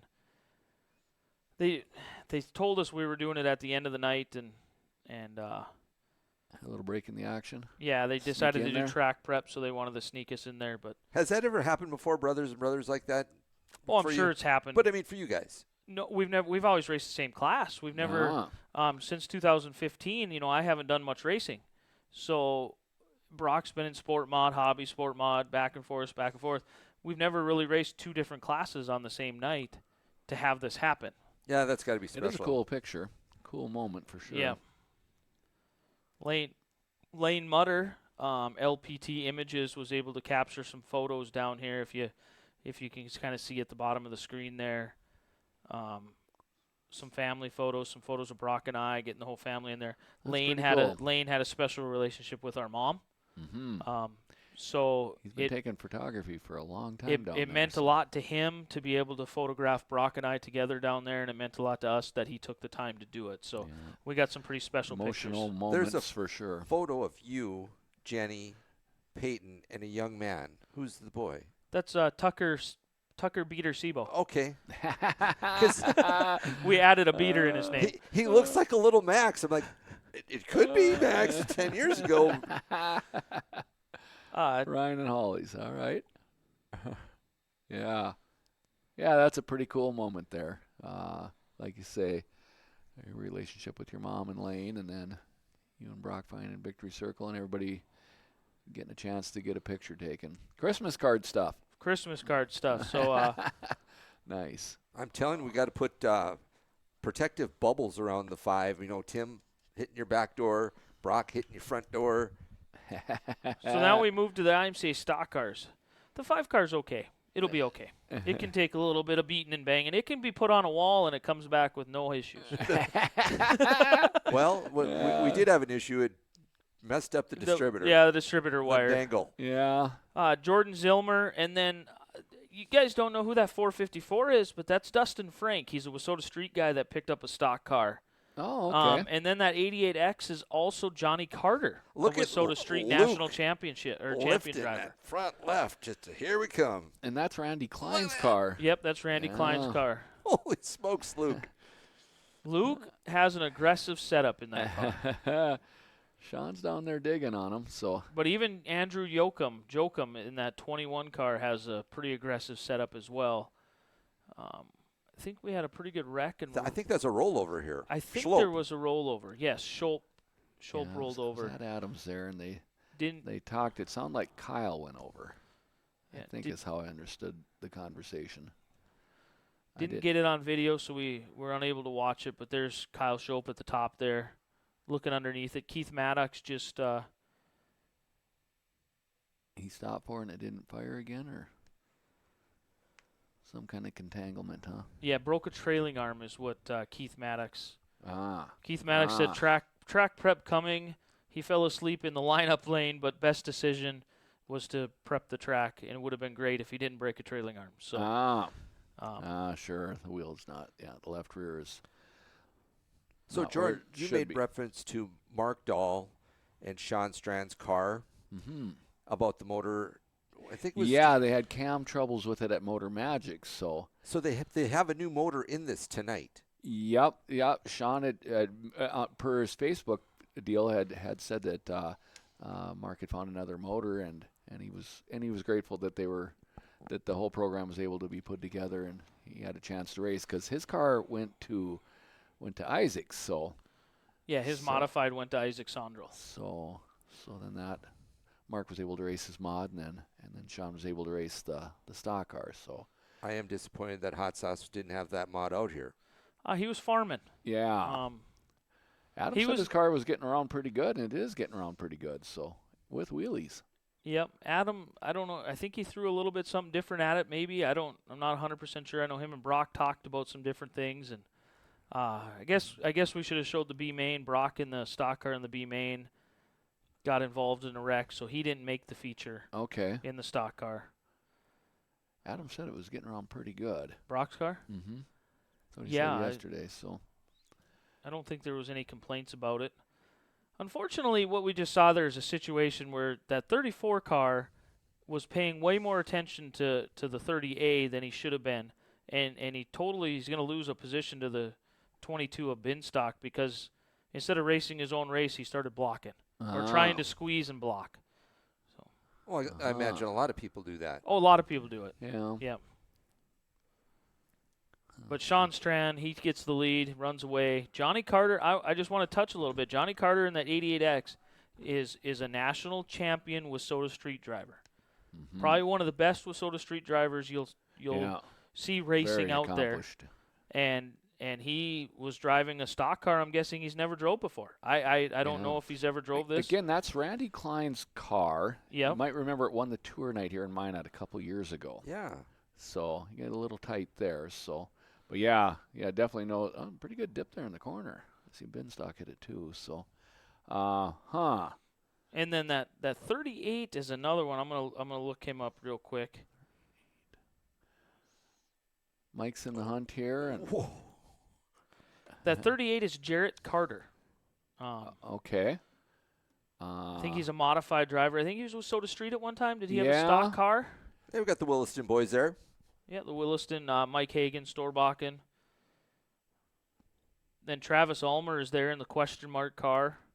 And Bob's car. Yeah, and Bob and Mike's question mark. Gartner there, Scott Gartner. Daniel Aberly is that 33 car you see right there on your screen. He's another Wissota Street that's moved over to the stock car rinks. It's just fun to kind of see everybody, how they move classes and move around a little bit. Good racing, though. Gaggle of cars here. You're looking at a battle for third or fourth there. Third there, yeah. Battle for second here. Luke Krogh and Randy Klein. Or Johnny Carter. Yeah. Sean kind of leading the gang out front.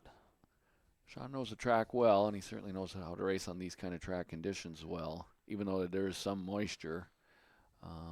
Kind of looks similar to the night he won at Motor Magic. So Sean can get up on the wheel, and it's showing. So it's good that they were able to get that car back going again. I can just go off my own experiences with camshaft failures this year. That motor had to come out. It didn't just get another camshaft because the material of it goes through the motor, and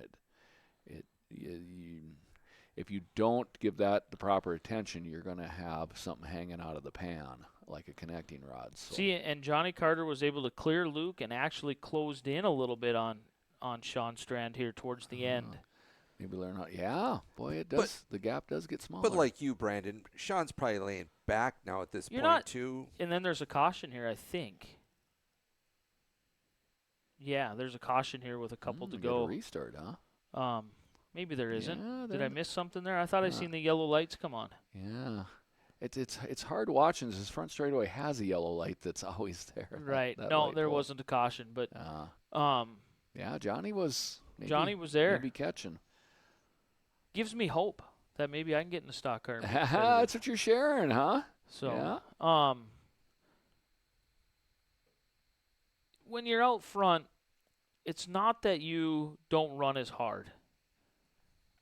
You're probably not driving it in. I know I wasn't. I probably could have drove it into the corner, each corner probably 3 more car lengths or 2 or 3 more car lengths.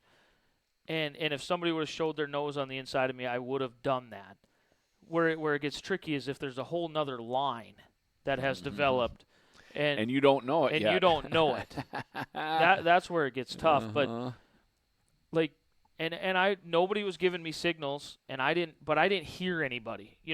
When you're in the car, you're able to hear the engine noises. Yeah, I call it sensing them. Sensing the engine noises and around you, and in my case, I didn't hear any of that. So when that lap car was in front of me, I seen him. I have a tendency to drive way further ahead sometimes than I should, and it gets me in trouble because I don't see what's immediately in front of me. Because I'm driving, I seen that lap car with 4 to go. I seen what he was doing, and I just wanted to time it to where it didn't affect me. You know what I'm saying? Try to burn off some real estate, if you will. Right? Isn't the race director or the receiver saying, hey, 95 liters are coming, anything like that? Don't talk under racing conditions. No. We as drivers have asked for that because if you're I'm going to give you my 2 cents. If you're coming up and lapping somebody, they're already not enjoying the ride. Now you want to try to give them more direction, and it could go from bad to worse. So it's probably best to just let the leaders thread through. So the only thing they will say is yellow. That's the only time when they'll jump in. They'll tell you yellow, taking a green coming out of 4 on this lap. They just tell you the pertinent information. In my case, when I'm running race, I like it that when way. I'm running receiver in Underwood, I try not to talk. There will be a rare instance where we want to keep this race going, and we've already had 5 cautions, and somebody gets a flat tire, and they're limping around the track. I might key it up and say, hey, 67, go off the back straightaway so we, exit. Get off the track. Let's keep this thing going. Prevent this yellow. But I won't try to go into detail. I'll just say 67, you're clear right. Get off the track. Yeah. Yeah. Right. And the core of the group is going to understand that means we're not waiting for you. Just you're done. Yeah. So but you can exit safely. I try to save that for them instances when I don't do it normally under green flag conditions. Do not talk because the first reaction. So we're trained as drivers. I'm trained. Everybody's trained. When you hear that mic key and you're under racing conditions, when you hear that mic, caution. That's what you're expecting. That's what you're expecting. So you lift. And then if it's something else and you're in the battle with somebody and he didn't, the race is frustrating. It's frustrating. So we want to hear as little as possible. little as possible. That is good information. Yeah. You don't. That again. We take that for granted. Again, Craig's and they do something asking good stuff here. And they do something different here on their restarts or on their starts as well. Mandan, it's a unique scenario to where the flag stand is actually on the inside of the front straightaway. So it's really hard to see the flagman when you're in the car. You can't see him. So how they do the starts here is they actually key the mic and they say green over the receiver, which other than Mandan, I absolutely despise that because it takes the racer element. Yeah, it takes the skill level of different drivers out of the game. But understanding what Mandan has to work with, they have to do it. We had the same scenario in Minot for decades. Yep. Like the whole time.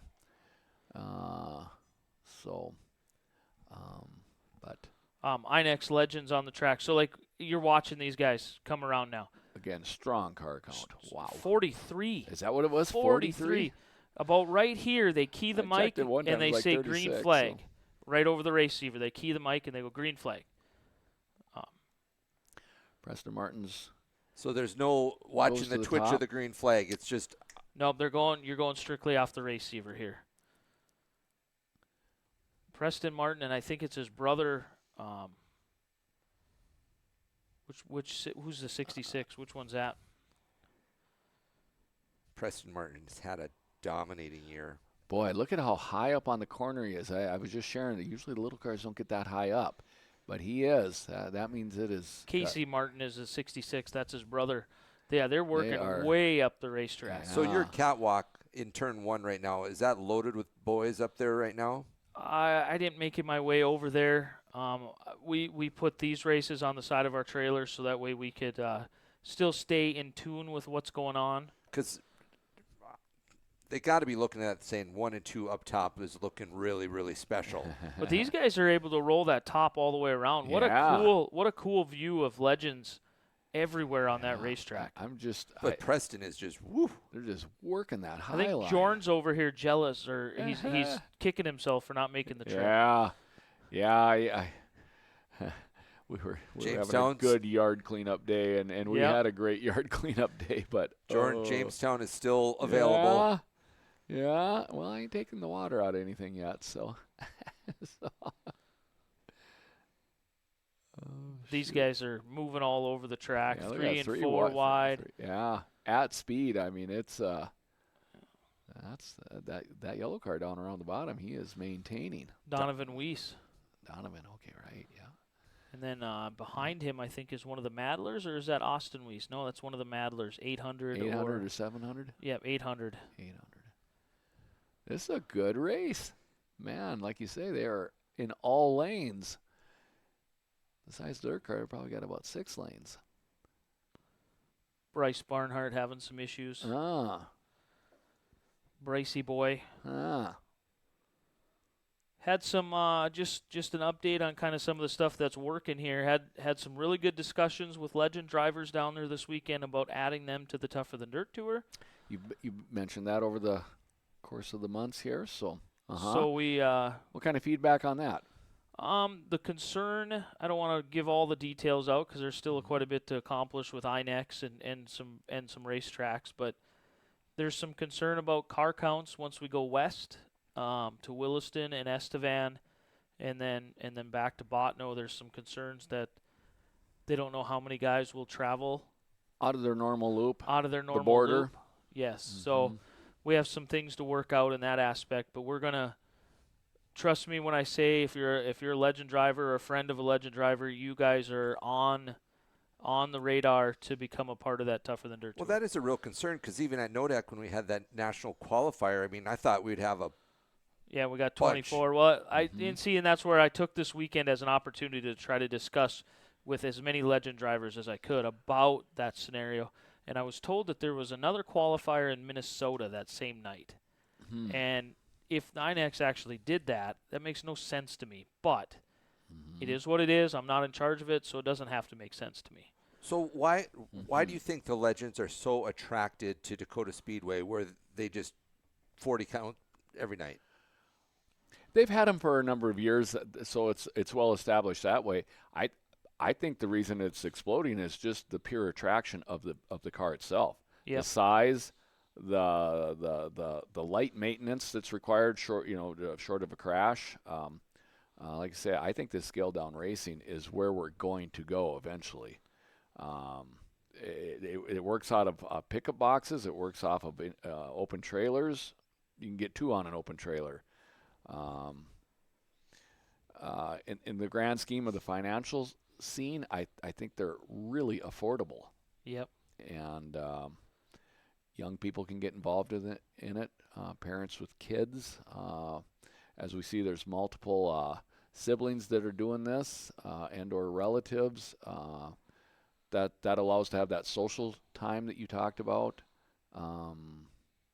Again, I think the scaled down racing is where it's going to be. How much talent do you think you got to have to hop in one of these? A lot. I've drove them, and you want them to have a little push in them, or at least I did. Tighten them up a little bit. Because if it tails out, my experience was I didn't go around, but I almost did. So, and that's been years ago since I drove it. But as you see, none of them are tailing out. All of them got a little bit of a push in them that I can tell. They almost fit the Brandon Beater driving style to a T. Yeah. Not they much actually sliding. do. Yeah. Keeping it under you. And, again, quick steering, things like that. A lot of attractive things in a smaller package. Smaller as in one-stall garages. Smaller as in smaller trailers. Regular trailers. Smaller as in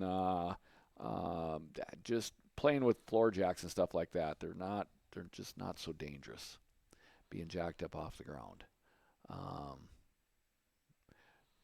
And again, friends are doing it together type of deal, so you probably got 2-3 out of one shop, and that's cool. So 43. Wow. Well, we got a little smoke out of one. That's another Martin there. That's Dante Martin in the 99. I know you guys don't know Legends all that well, but they're pretty standard, aren't they, all across the board? The sealed motor, they are what they are. I learned I believe this. There's 2 choices. Well, I learned this weekend there's now a 4th choice on a motor. So there's a boy. 1200 and there's a 1250. 1200, I want to say, is the, call it a sealed motor or a crate motor of some sort. Mm-hmm. The 1250 is more of an open motor. Now, both of them are carbureted. Okay. You run multiple carburetors on them. You have to like an older motorcycle motor. Right. You have to tune the carburetors or time the carburetors or something. Yeah, sync them. Sync them. That's stuff that I don't know anything Synchronize about. them. And I might have them backwards, 1250, 1200. There's 2 of them versions. And then there's the FZ09, which is the new fuel-injected electronic version. Fuel-injected. That would be nice. You don't have to know anything. Right. Just turn the key on. And then it there does was everything on its own. I think there was a new one out that's the M or the H or something 09. And I think the fuel-injected motors are water-cooled. Yes. So that means they got to put a radiator in them. The previous ones were air-cooled. So a lot of guys are going to that fuel-injected version because then it takes the tuning. Yeah. If it starts, it runs. Yep. So it's a lot of driver in this because Preston Martin must just have it figured out. They can change springs, things like that. There's still some cars set up to it. Look where he's at. I mean, he's just setting out. Singing on the edge there. He's driving that 3/8 He's mile. actually sliding her in there a little bit. Look at that. He is. Here, our great viewers. Is it out, so. Our great viewers are going to give it the 1200 is the open. Bryce Barnhart's going to give us a rundown. Here. First Yamaha was a 1200, and that's an open. Then the 1250 is a sealed motor. I'm guessing so it would be the version of a crate. Of a crate, then. Can't get in it. So you have the 1200. Them are both carbureted. Then they came out in 2019. They came out with the FZ09, which is fuel injected. And now they just came out with the MT09, which is a European version of the FZ09. So I don't. And both the FZ09 and the MT09 are also sealed, so you can't open them up. We're getting our legend facts correct tonight, thanks to our awesome viewers. Thanks, Bryce. Preston Martin's going to be able to have a beer before anyone else gets to the scale. He is really moving. He's like, Great run by Preston Martin. It's not usual you see legend cars running the high line, so that's pretty neat. he was doing the old Nodak, tipping over the side a little bit. That gives you just the right angle when you tip it over the side. I did it a few times, or I almost did it every lap. You hang it the right side over, and when you come on, it gives you the nice set right going in the corner. Yeah, it kind of gives you some good transfer. Yeah. Kind of helps you knock it in there. With Soda Streets, they just took the green flag. Let's go back and catch the start of this here. The old slick foot driving tricks. Yeah. Slickfoot. Slickfoot beater is what I told, or was told my nickname is, but Slickfoot Brandon. not given to by me. With Soda Street Stocks, now you're sitting there, you just watch the stock cars, we watch the hobby stocks. These are going to resemble, if you're an IMCA person and living in Northwest North Dakota, Southern Canada, you don't know what a Soda Street is. It's like a hybrid version of a hobby stock in the IMCA world and a stock car. Yeah. You get the racing tire, you get headers. If you're a crate motor, you get a 4-barrel. If you're an open motor, you get a 500 Holly, 4412. Holly. You make the motor at home. Yep. Yeah, so it's kind of like the Sport Mod carburetor rule on it. Yep, similar to the Sport Mod carburetor rule. I know there's a ton of frustration that they still run an automatic transmission. Power glide transmission required. It is actually a power glide. I don't think. No, I think metric they can 200s. I think metric 200. So, but yeah, to the powers that make these rules, get over it. Get over that OEM transmission stuff. It's that ship has sailed multiple times, and that's the only thing holding these cars back from being truly funner, or at least to own them practical. This class intrigues a guy like me because I don't necessarily have, we've talked, I don't have the pocketbook to build an open motor, let's say in a stock car. Yeah. I can buy one, Yeah. And if I lose that one after night 3 or 4, I don't have the money in my checkbook to go buy another one. Where this has got that 602 option with a 4-barrel, pretty racy car. You get the Sport Mod. You get to throw some headers on it. It intrigues me because it's that hybrid. It gives you, but no quick steer in these. No quick steer, so you still got the IMCA hobby stock steering box per se. Yep. Well, there's no lack of good racing here, so that's there. They put on a show just about every week. To go back on some transmission talk there, most of the Sport Mods run a manual 3-speed. Yes. These guys are not allowed even that. And most of the IMCA hobby stocks, there's probably a 50-50 split between manual 3-speed and the power glide. Yeah, that's fair. Yeah. But they give you the option. This here would be more of a leaning towards a IMCA stock car, which has got the same transmission as an A mod. And there's talks that they're going to allow the Bryn Falcon. Yeah.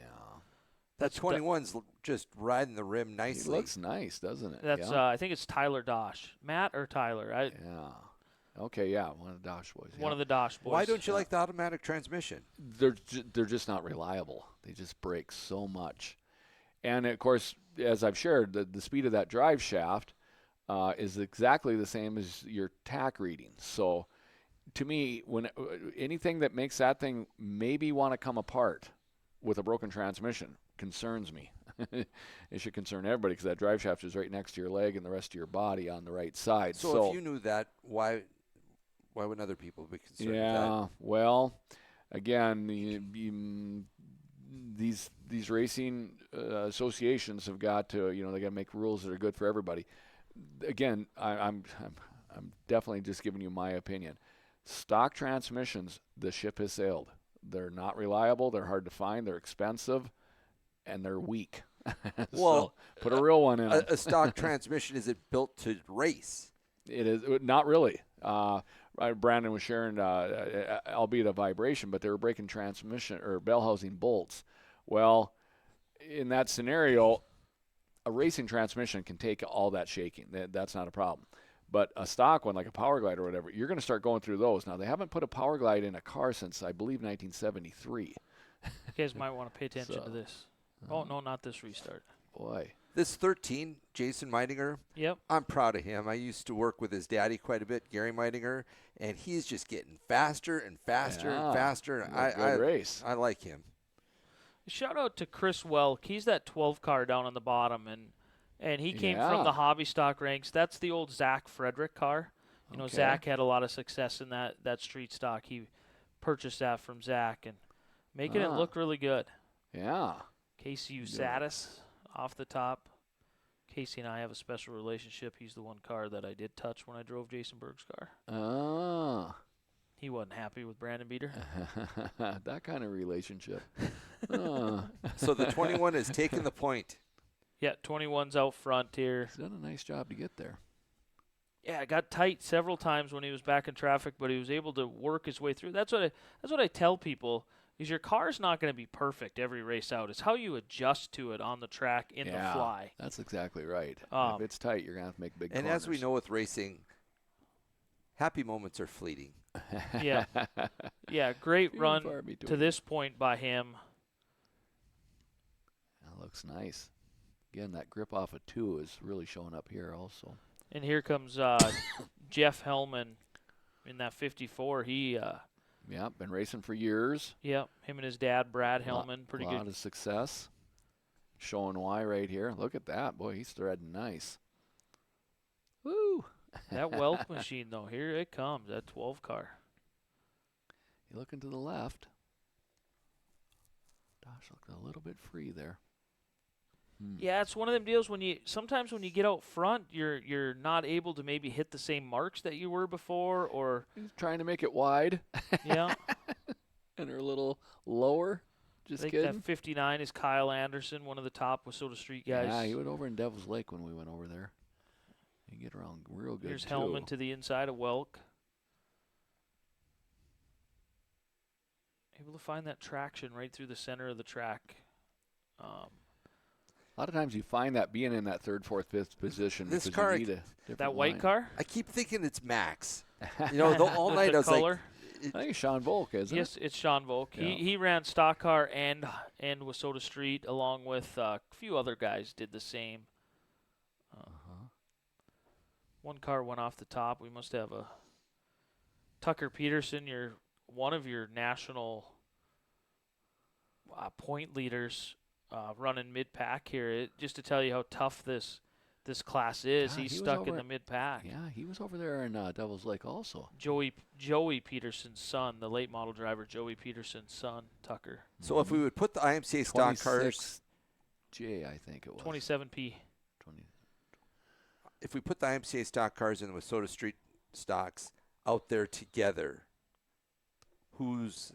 I think if you had a slick racetrack, a slicker, maybe non-gripped up racetrack, I think they'd be almost equal. But if you put them on a gripped up racetrack, I think stock cars would have the definite advantage. Mm-hmm. Say they got that four-wheel, and that's certainly interesting. The Richie Jordan Memorial had a couple of Wissota Streets that went to that, so that was a chance to kind of see them side by side. Not worlds apart. If they were ever to get a real transmission, it'd basically be the same car. I don't think they have the same amount of adjustment on the rear links. They don't. Underneath the They rear have end. to be. They only get one hole, but they get a little bit more freedom on that than us IMC hobby stocks do. I see. So kind of between the hobby stock rear end rule and the IMCA stock car rule. Yeah. Who's this new player, 59? That's that Kyle Anderson. Kyle Anderson, yeah. Gets around real good. Oh, Meidinger. Things are getting frustrating. Dipped it off the top there just a bit. Trying to redeem himself, and a little hand over hand it looked like. I don't know who wins this, but it looks like 54 wants to. I think we have one more caution here towards the end. I've watched this a couple times. 54 wants to win this bad. So yeah, it looks like he's getting ready to. Whoa. Kind of a set hole there in one. Yeah, you got to stick your left front in it, guys. I know hindsight's 20/20, but I just did it. They're putting the right side in it. Drop that left upsetting front. it. Oh, there goes. somebody Oh, went trouble around. on Welk. I Welk. forgot he spun out. Great run he was having. The old ice got him. And then one of the Chris, I don't know if that's Billy or Charlie. Yeah. Yeah, and that was one of they were over there at the Richie Jordan Memorial. The old Hoosier. Yeah. Looked like it kind of got on the wrong side of the rim. Oh, hit the guardrail over there. Oh, we got to go back a little bit. Yes. My apologies. We're going to catch this restart right here, and Jordan's going to see something for the first time that he's not going to be excited to see, and we will. Oh, I'm getting set up. You're getting set up. Getting set up. 4 laps to go. Hellman is right there. Yeah. Ooh. Making it go down there when not a lot of guys have. This is where Dosh gets a little excited. Gets off the top, little contact, and trouble. Oh, Ick. boy. Leading the thing. Oh, no. Yeah. You always talk about spinning when you're leading. Oh. You don't want to land on your lid. Yeah, he slipped off the back of the track and got sideways. Yikes. And it dug in. Yeah, super thankful he was okay, able to walk away. Dacotah Speedway did a great job. Fire and rescue crew got there immediately. You can see how fast they're in motion. Yeah. Unfortunate. Some pretty hard hits there. Unfortunate for Matt Dosh. Dang. I don't think we need to see them roll it back over. That's a pretty car. Pretty car. Pretty car that ain't so pretty no more. Dunked her pretty hard, darn it. Well, I'm glad he's okay, of course. So that gave the lead to Hellman, but Kyle Anderson was not going away. Wow. Yeah, well, he was plenty strong there in Devil's Lake, and I see his name often in the winner's circle. So. And he's been following 54 for multiple laps to know that bottom groove can work. Yeah, and he's slicing across it right now. So. This was 1,000 to win too? Yep, every class except for the compacts was 1,000 to win. It was, huh? Yeah. Legends too.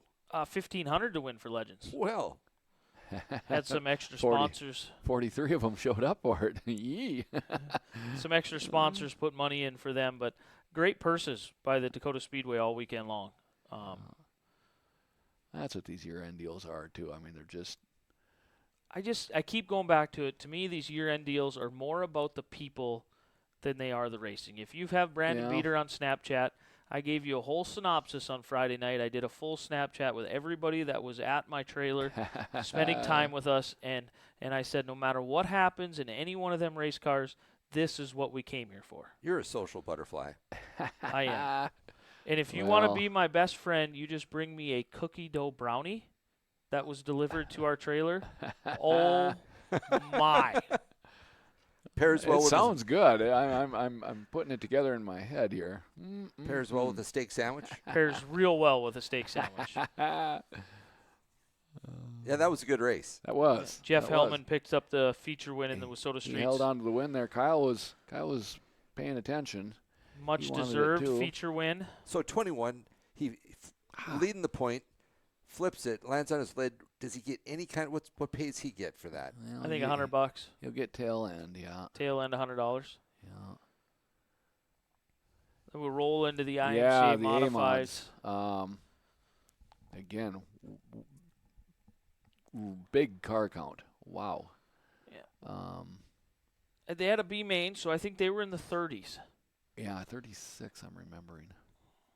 Which is interesting because Jeremy Keller had to go through the B main. He did. Starting back, definitely digs to the front. I think he was the hard charger. Yeah, I'd seen a double-digit number on him on the charge. I thought the same thing. So. Yeah, I think did he win the B main? Started front say row. that I for know sure. that. Yeah, it was on the front row. Nice battle with Travis and Schlope here for a while. We've watched those two race plenty hard in Estevan, so yeah. The fact that they were both at speed on. Once again, passing points coming into play of where guys start. Travis with the most passing points started on the pin. Okay, pause that for a second. Chris Pittenger, you want to go back and replay that? Well, here's what I'm thinking. Again, they got that stand, you know, and Travis, and maybe he was chatting with you. I don't know. We know 1 and 2's a rocket, getting momentum out of there. Why would you let him have that? Yeah, but they didn't let him have it. Yeah, so if he you started on the pole. He started on the pole, He so had to cross over. If you watch this, he's able to turn down the hill. Chris Pittenger is on the outside of front row, I believe. There. Okay, that's it. Okay, a younger kid. So Travis actually opens himself up here to a slide job or a potential. Yeah. He's got to be careful because look at the launch he gets out of here. Right, but at that point, you are vulnerable to them guys on the inside. Yeah. Because you're not up to speed yet. It's fresh off a start. Right. He's doing the total Brock move. 1-2 high, 3-4 low. I'm not going to let you in on any secrets, but in the pit area, I know you had Brock Beater and Travis Hagen right next to one another. And I know there was some major discussions between them guys. Mark's got a black body on. Okay. Yep. The green flames I like. Nice touch, Mark. Mark won the track championship. I'm excited for him, so that's cool. I guess what I'm saying is, why would anybody go down low in 1 and 2 after what you've seen all night? Well, with these cars here, things the old can be artificial traction, and a lot of races get won down here around the bottom. So the fact that they're not is a surprise to me. But by the end of this deal, I think the bottom is actually coming in a little bit. Or I think a lot of bit. Mark's really entering aggressively from high up and right down around it. So who's that? Is that Hibden? Was Hibden there? No. No, Hibden. That's Quentin Kinsley on the outside of him. Okay, got gold numbers on it. So I think that says F5. Was that Thielen or Thielen? Yeah. 65. Yeah. Well, but it looks like an F5. I'm not quite sure what that I got was. a door rub. Well, he's called himself an F5 before as in a tornado, so. Yeah, so maybe it might be. Jared says he's told me before it's F5, so I agreed with him. But multiple restarts. Cody had a chance at Trav. Basically Trav is in essence running the same line that Brock ran: high in 1 and 2, low in 3 and 4. Catching the teeth off of 4 and putting a gap on Cody, and I say Cody can get around plenty good. Yeah. Mark can as well. Mark being the track champion, representing the Dakota, defending his home turf. Yeah. Mark's car looks real good too. Biela's rolling real well also. Yeah. Then you start to see the yellow 11 of Keller making his way through. Mm-hmm. The chicken nuggy buggy's a little smoky. Ooh. Catch that rut wrong. It must be tire rub because it doesn't stay smoking. So. Marlin having issues here on the front straightaway. Looks like a right front broke of some sort.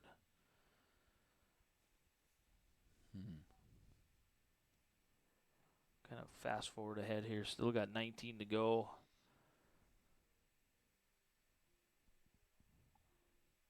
I don't think Keller's able to make it quite a ways up there.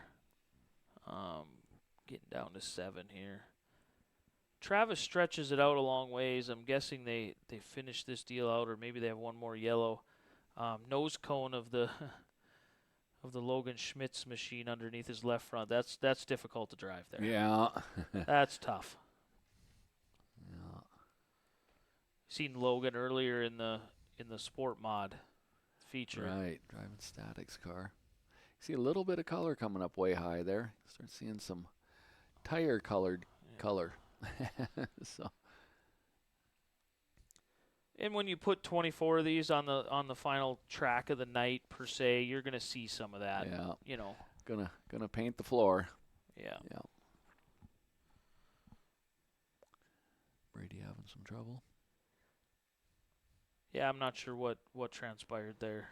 Some Wissota Street stock talk. Hunter Domagala dominant usually in the Wissota Street stocks. Yeah, sold his car. Yeah. Talks that a stock car is coming out of that camp. Huh. That's just the rumors. I have no idea. There's no. Yeah, he wasn't there. Huh. Right. Because if he were there, we'd be talking about him up front. Yeah. That's true. Travis is loyal to that top groove, and I love it.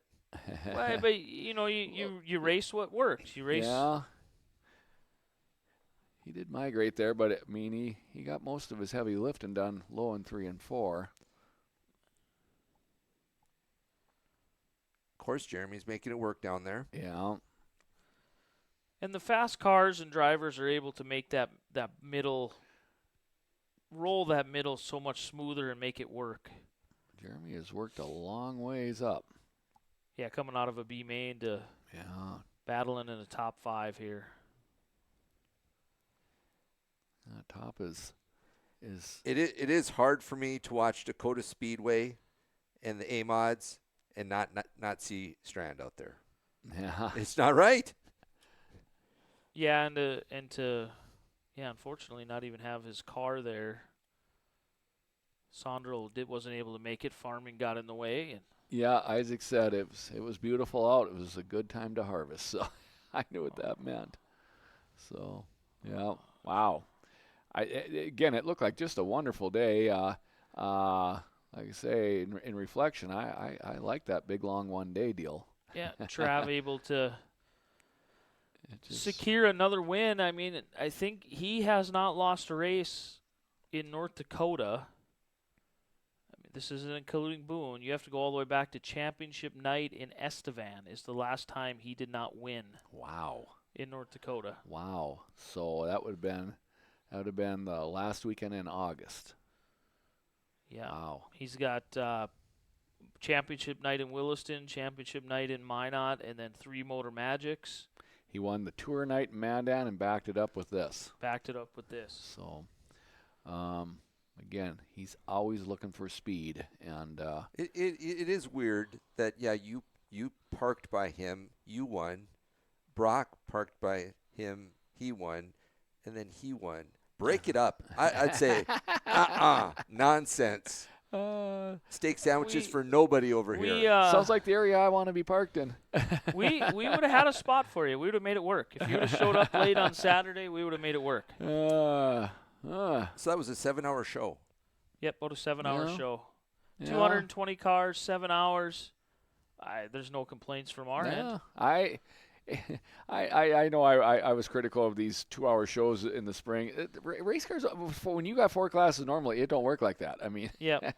they're a 7 to 10:30 deal, and that's kind of what they are. So this year being double the car count, it took double the time. It all makes sense to me.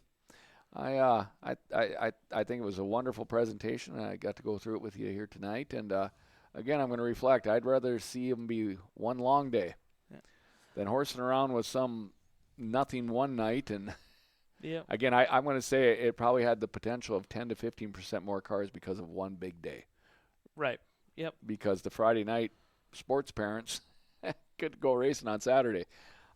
I made too much commitment on other stuff, but there was people like me that were able to race. So one more thank you to Dacotah Speedway TV for allowing us to show that footage. Yeah, that was awesome. Thank you, guys. Mm-hmm. And it's been awesome all season. I watched them every time they broadcast. Yeah, it's great. And I'll reiterate that Oktoberfest weekend is quickly becoming one of my favorite weekends of the year. Yeah. Nice weather last year when I was there. Obviously, nice weather on the Saturday this year. And easy to say when you win every time you go there. Well, it'd be one of my favorite. Yeah, but the first year I didn't even race when we were there. I know. I'm just giving you a hard time. Well, with that said, not to argue with you guys, but I didn't win last year, and I really enjoyed catching up with some old friends and people that I hadn't seen for a while, and a lot of people like in the Wissota Street class that are friends of mine. I just hadn't seen them since I used to go down there full time through the '90s, and that was a while ago. So. But a full infield, no parking spots in the infield, a full upper pit area, a full outside garden area where we park. Garden area, okay. Soccer field garden area. Yeah. I think they still had cars out by the pit entrance. I believe. That's usually where the overflow was. The extra overflow. We even had one car, and he was the feature winner in the Wissota Streets, Jeff Hellman, was parked on the boulevard between the fence to the soccer field and the road. You know how you guys That's talk. what good memories are made of right there. I like it. You talk about nice. racing and lake life being very, very similar. I've thought many times about that old announcer stand. I could turn that into a lake cabin and just call that my lake life right there. Well, that would kind of like be one of the condos at the Dome. Yeah, you have the version of the condo right at the Dome. Right. Hats off, Dacotah Speedway. Nice weekend, guys. Yeah. Congratulations to the winners. Congratulations to everybody. So, if you guys gotten some crashes, they're okay themselves. They got all winter to build their cars, and they will. So, we will roll into. Let me find it here. Should have had it ready. We're gonna. No updated video yet from the Beavers, so we're gonna roll this one here. One last upcoming schedule from Texas Red Enterprises. Yeah. We're going to have to find something. The end is in sight. We're going to have to find something new for them to sponsor. What are they going to sponsor after this week? Maybe they want to be the official The Dome Talk sponsor. We can roll with it. As I mentioned, you guys, maybe before the show,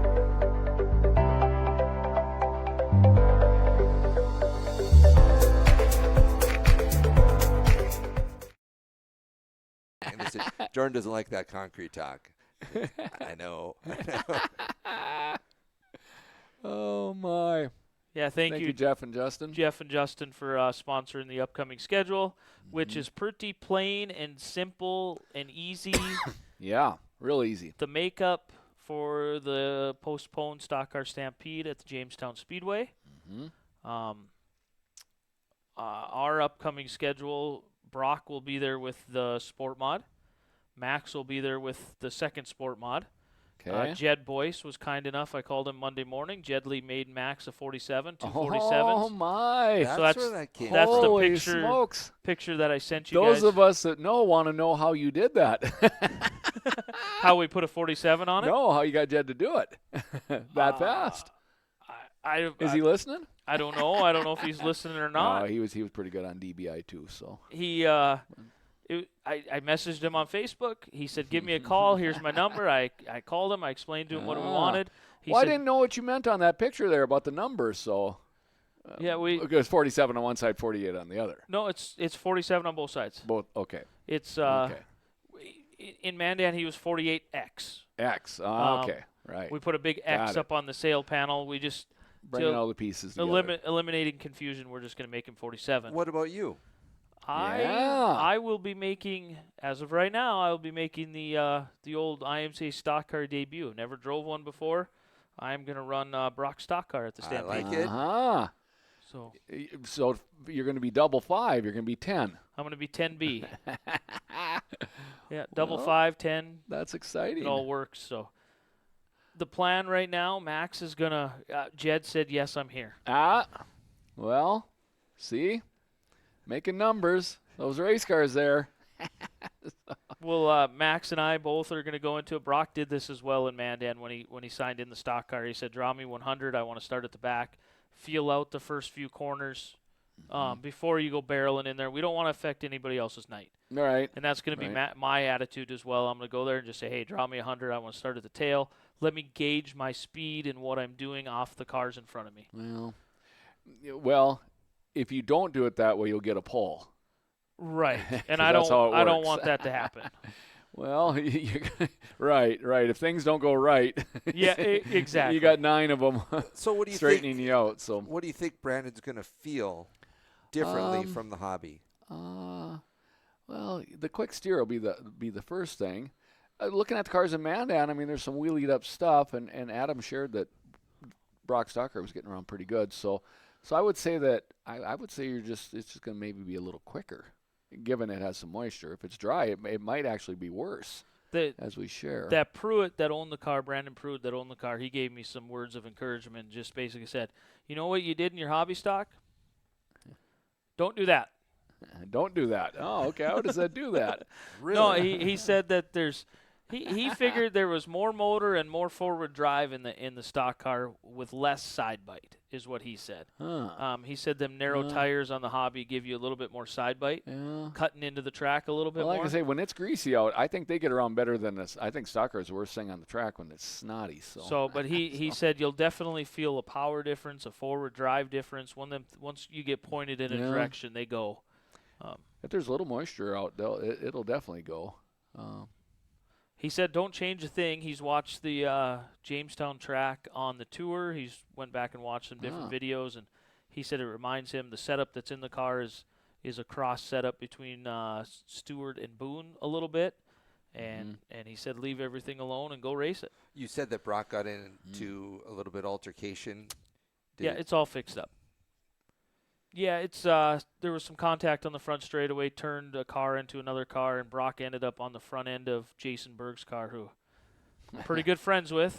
No hard feelings there, so Jason's still saving us a spot when we get to the Stampede, so we'll be in our normal spot. We made the audible Thursday night, and then Friday, Saturday, the way Max drove the Sport Mod, instead of it just financially makes more sense.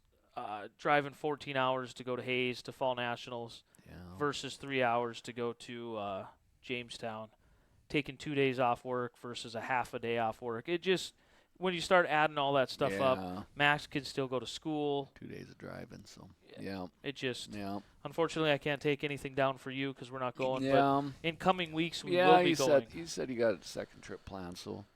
Jordan, we'll the neon green against the Shocker yellow. That'd be a good park beside each other.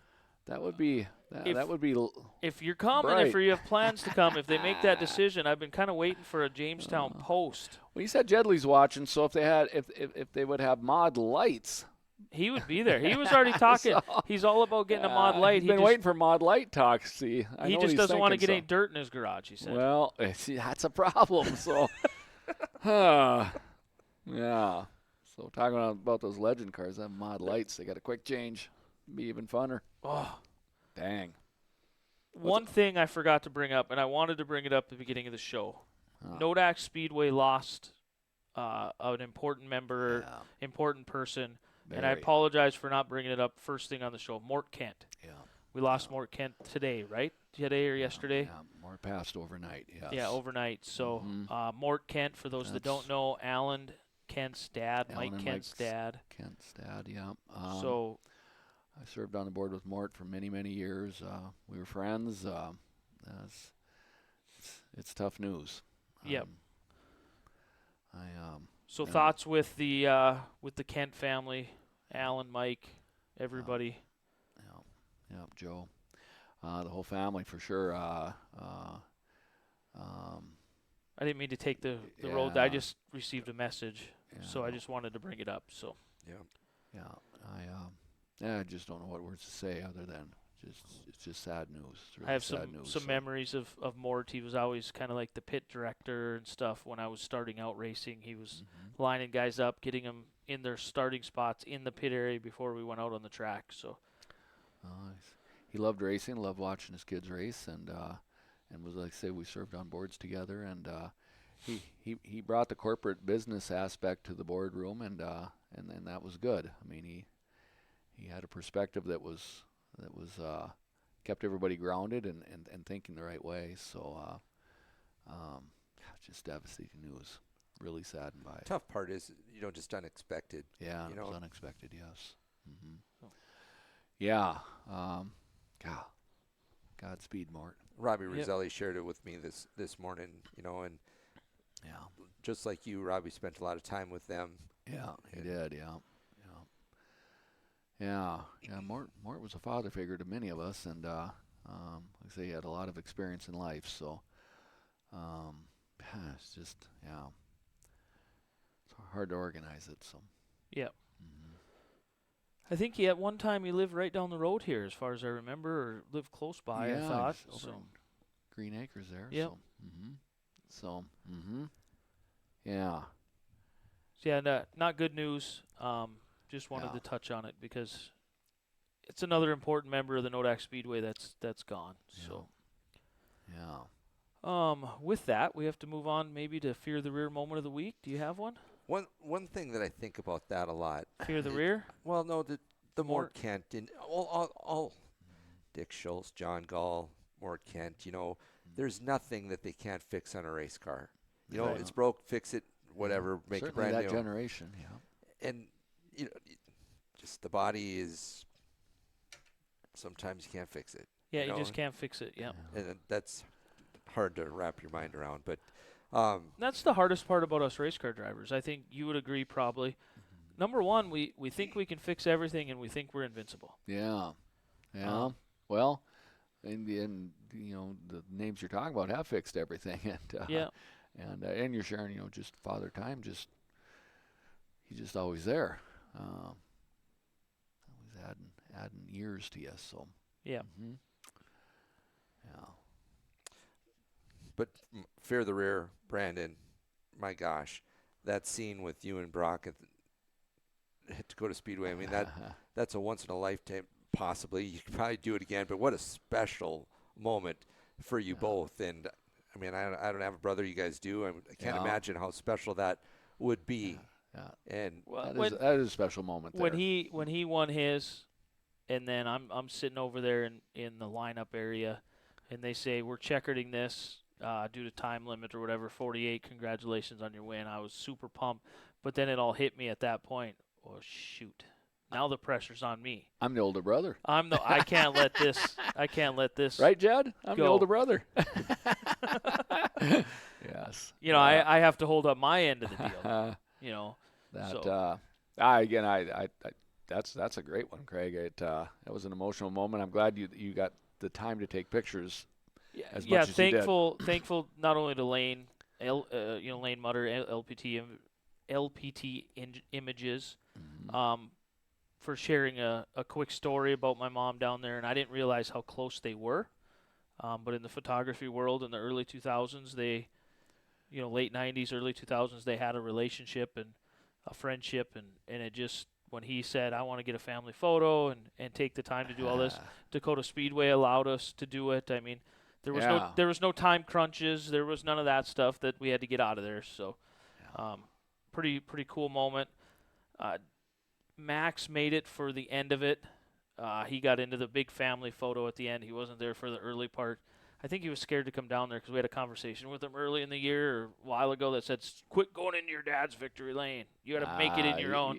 You referenced that. Yeah, but he made it into our family photo at the end. I wish my dad would have been down there. He sits up in the stands. My dad was there watching.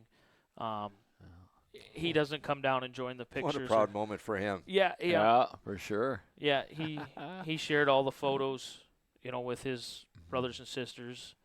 For those that don't know, my dad has 11 brothers and sisters. So a lot of pictures. That is awesome. So it's pretty cool moment.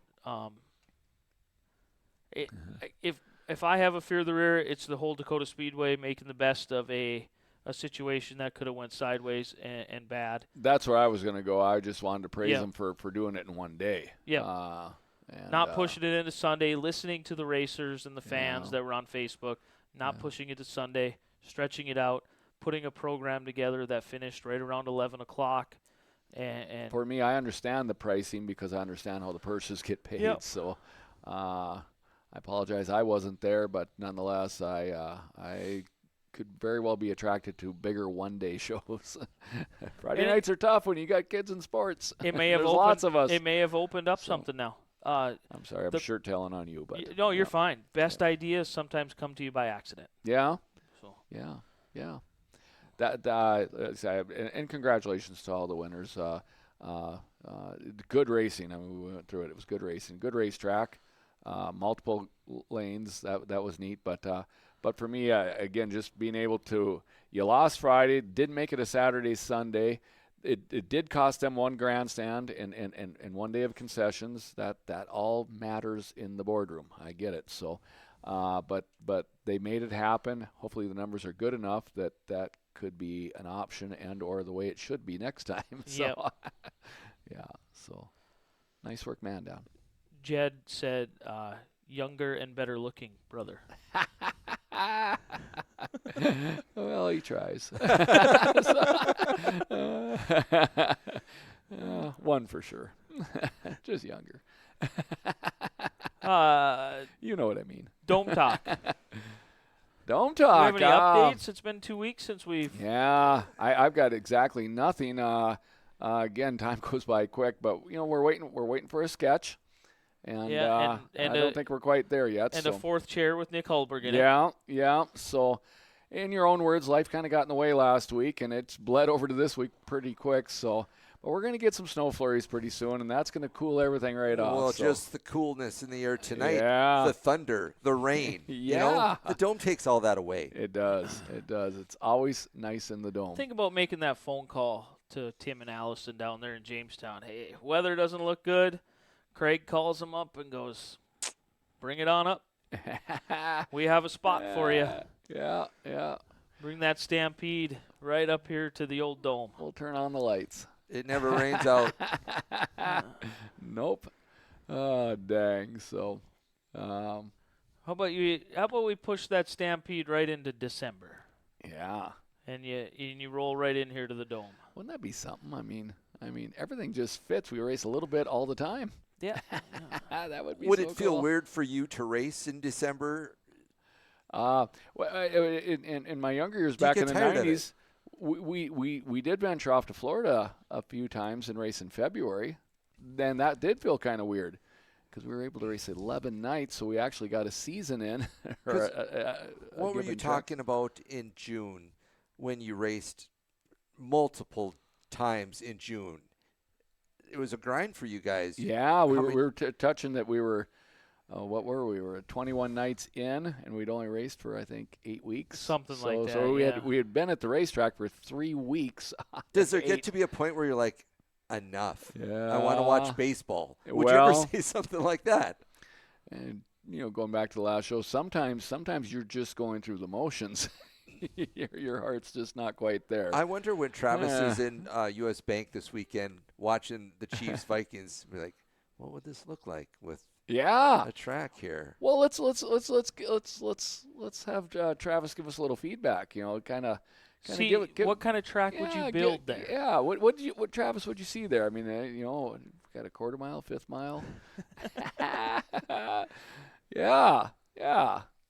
Travis, give us a little feedback. Give us something to chew on next week. Where would you be turning? Would you start your turn into the 20-yard line? Or is that where you start pitching it in? Yeah, we're gonna offset it a little to one side so we have room for other venues maybe. Oh yeah. Offset just a little bit, just those concert things and those those high school games that we don't want to play in the snow. Yeah. So But that fella was completely serious when he came in. I mean, he actually, what he said, he was, and the dome's getting a little bit bigger than we thought. Has anybody in corporate reached out to you yet? Nobody. Nobody. But it hasn't made it that far yet. Yeah. Well, yeah. Robbie Roselli and I are getting to be pretty good friends on this stuff. So Robbie's digging the dome? What he was saying was one concrete track in the dome and one dirt track in the dome. Ooh, Robbie that's was creative. saying that? No, this other guy. This gentleman that stopped in and talked to me. Yeah, well, big fan of yours. Well, this is good. I mean, so now you do that extends it to more condos. Because if you're going to make it that much bigger, I've reflected on that a little bit. I thought 32. Ooh, boy, you can almost make 64 out of that. Yeah, we could double it up.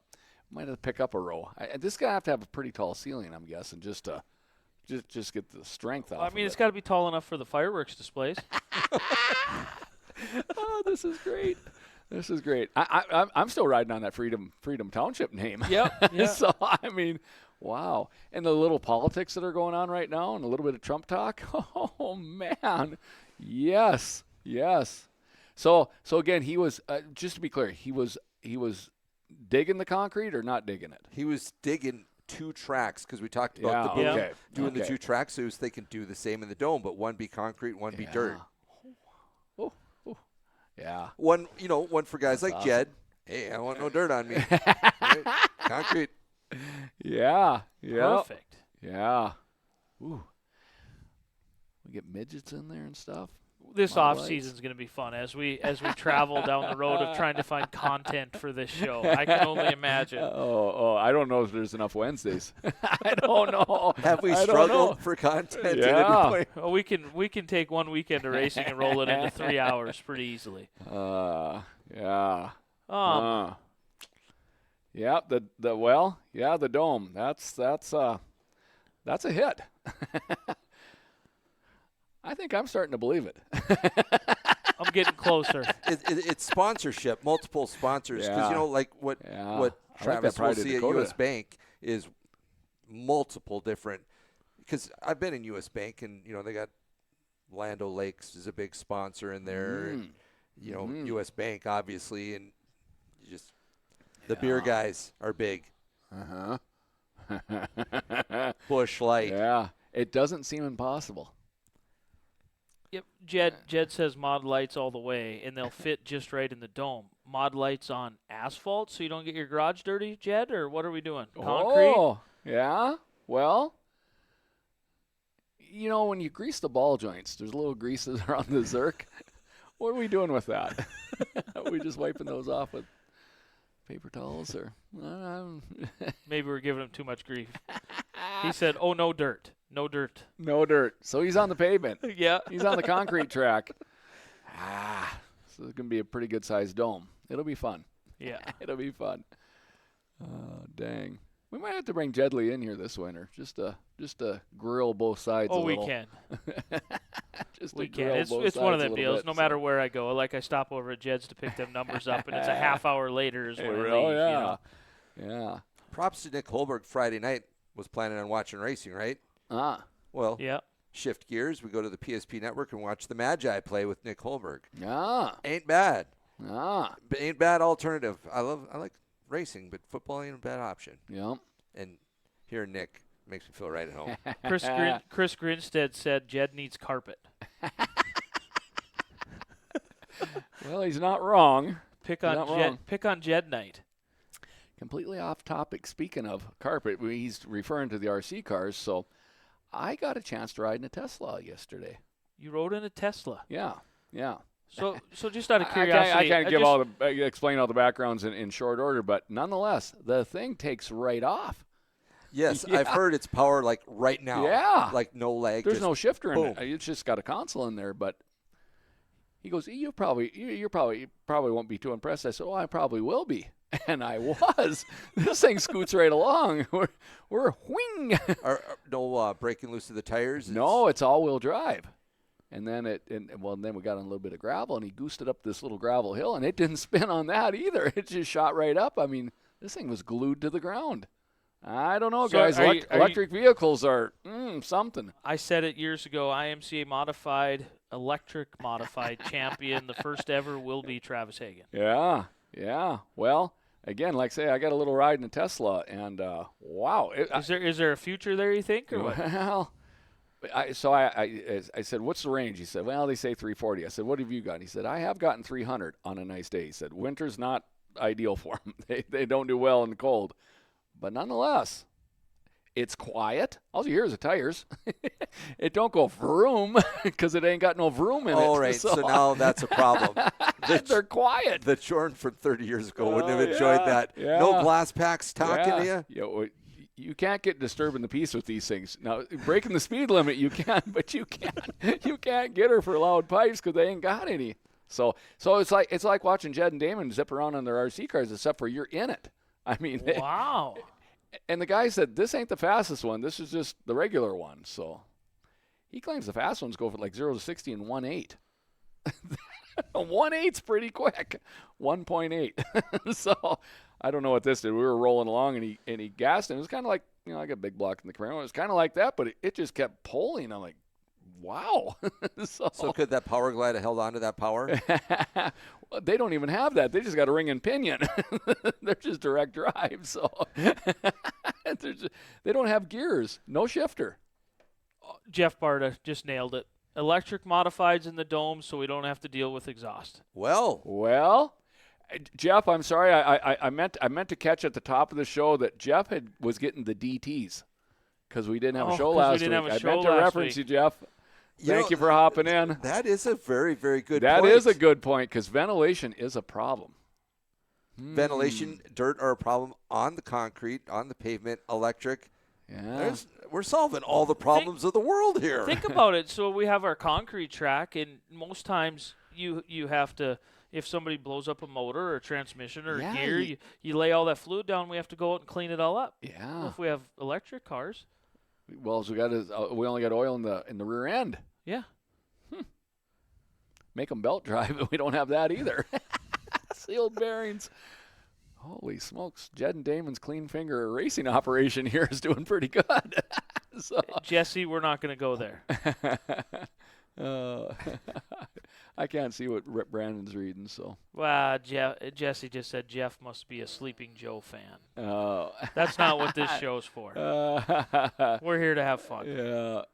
No, Jeff was experiencing tremors. We didn't have a show. Right. So, sorry, Jeff. We're going to try to stay on that, though, so. We'll try to keep these going. That's a good. We need to write that down because Jeff is right. No ventilation issues. Electric. I'm telling you, this Tesla got around pretty good. We can have a Tesla class. Yeah. How did you end up in there? Oh, it's hard to explain, but nonetheless, it's all-wheel drive. And again, it zips right along on gravel. It doesn't spin the tires. It just hooks and goes like watching Jedley's RC stuff. Weird interior, like I say, there's no shift lever on anything. So then when you lift, it just Jake brakes on its own. Because it's a electric motor, so it just. He says it got a brake pedal, but you don't have to use it much. You just let off and it slows. I mean, all cars do, but it really slows down. So, are you telling me that the Camaro is in jeopardy of being replaced by a Tesla? Well, I never want to concede to that for obvious reasons, but yeah, it ain't a bad alternative. The old girl ain't what she used to be, or the environment's changed. Oh dang, yeah. I like big blocks, and I cannot lie, but they're a dinosaur. Is that our hot sauce topic? The future? It might be. Yeah. That actually is hurting me personally, physically. Yeah. Jordan giving up on the motor. Well, I'm not giving up on it, but man, you have to be aware of your surroundings. Yeah, it was pretty cool. It's kind of like the Cowboys. I ain't never giving up my horse. Yeah. This car ain't all bad. I've joked about it for the last few years that it's coming. It's only a matter of time. They've won electric everything everywhere else. At some point in time, IMCA is going to come out with you get a 604 or you get a 6 lithium 22 volt batteries or some damn thing, and you're stuck on this gear, and we'll see what wins. Well, in reflection, racing has always adapted to what it had to be. I mean, along the lines of the horse and buggy that you're referring to, I've always shared with John that we are the last of the flathead Fords, meaning that the flathead Fords were the motor of choice, and us 350 Chevy guys are the last of the flathead Fords. Because the 350 Chevy, it's still around, but there ain't much left of it. So there just ain't. Not to get political, but if the government or whatever is trying to eliminate greenhouse gases, emissions, oils, fuels, stuff like that, well, the easiest thing we say, get rid of this meaningless racing all over the world. NASCAR had been pinched on that a while ago, probably 20 years ago, and now they're playing the green card. They're running ethanol. Yeah. So I mean they've adapted, but I guess my point would be is that racing has always adapted to the requirements, if you will. So, like I say, Jed and Damon and other people in town, Nathan and Cody are involved too, Burke, and they enjoy RC car racing. I'm telling you, it's fun to watch. They're hard to drive, but they're fun to watch, and this would just be a bigger version of it. What about like Jordan? They're quiet. Wayne Johnson, soapboxes at the top of Hiawatha. There you go, boys. That's one to the bottom. That's how wins. it starts. That's how it all started. We need to pick a hill in Minot. What hill would be the best for that? I think like 16th Street Hill. That'd be long. Yeah. Think we could talk the city in Minot to shut that down Shut it one day. down? Do like a fundraiser for some charity or something, and build. That's the stuff you need. And then apply for a permit 100 days in advance.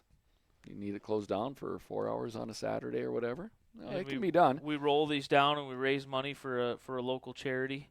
Yeah. And this is rolling, and then eventually that local charity, we move them right into the dome, and we do fundraisers there. Office on the other side of the township. Yep. Right. Yep. Left side. Yep. Right side, left side. 3rd Street Viaduct. Yeah, I mean, that wouldn't be a bad one. I like the length of 16th Street with a curve at the bottom and a flat, and then the viaduct does give ample room to watch. Oh, yeah. So that's nice, too. Yep. But, yeah, 16th Street would give you a longer ride. Mm-hmm. Where do we go with this? We need to talk the city into a 50-cent sales tax to help fund the dome. That's how they got the US Big Stadium built. You're not wrong. Or, yeah. Pull tabs.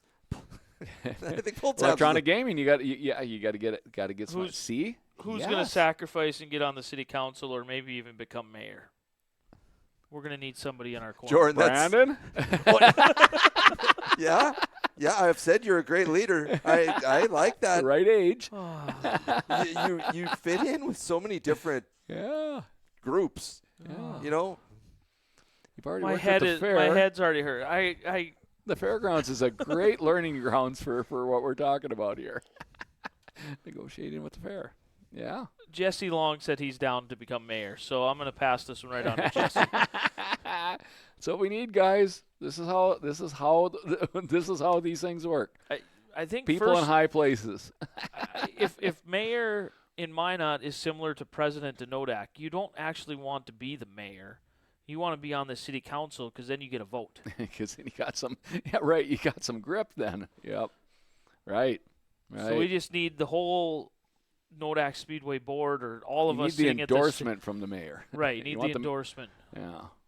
But we need to get all 3 of us on the city council. And when they bring up real legitimate items, we just talk a line of BS. Yeah, we're working on them trees in the boulevards. We'll get them under control. Yep, we're going to fund the police a little bit more here, there, whatever. But really, we're putting a 50-cent sales tax for the Marketplace Dome. I think a half a cent in about a 3-year window. I think we're moving concrete. Yeah. It's good for the community. I mean, geez, would this be a money generator? Look what the Mall of America does for Blooming. Yeah.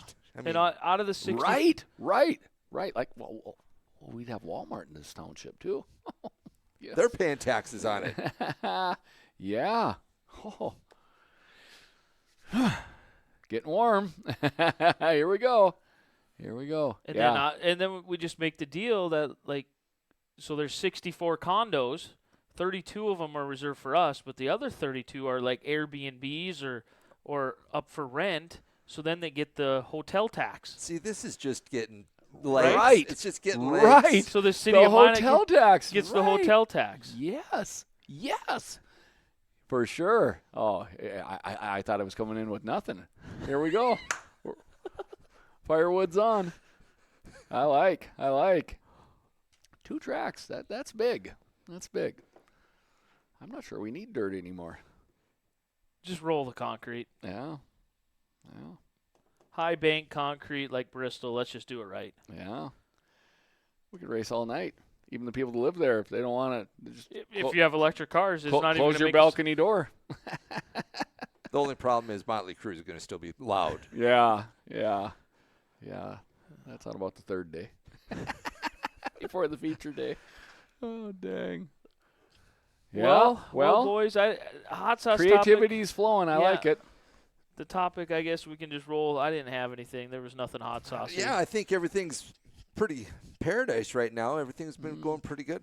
I think in weeks to come, old Isaac and the hot sauce topic, we should probably touch on some scheduling stuff, maybe some class stuff. I think the hot sauce topic probably is moving in the forward. Hot sauce himself choosing farming over racing priorities, man. Well, I want to see that new car out there. Yeah. Well, and he had it all lettered up, had a white body on it, showed it was And by the way, the gold numbers show up so much better on a white body rather than a black body. Just my personal opinion, Isaac. Yeah. As nice as it looked on that black body, you had them gold numbers on practice down there Thursday night, and it looked.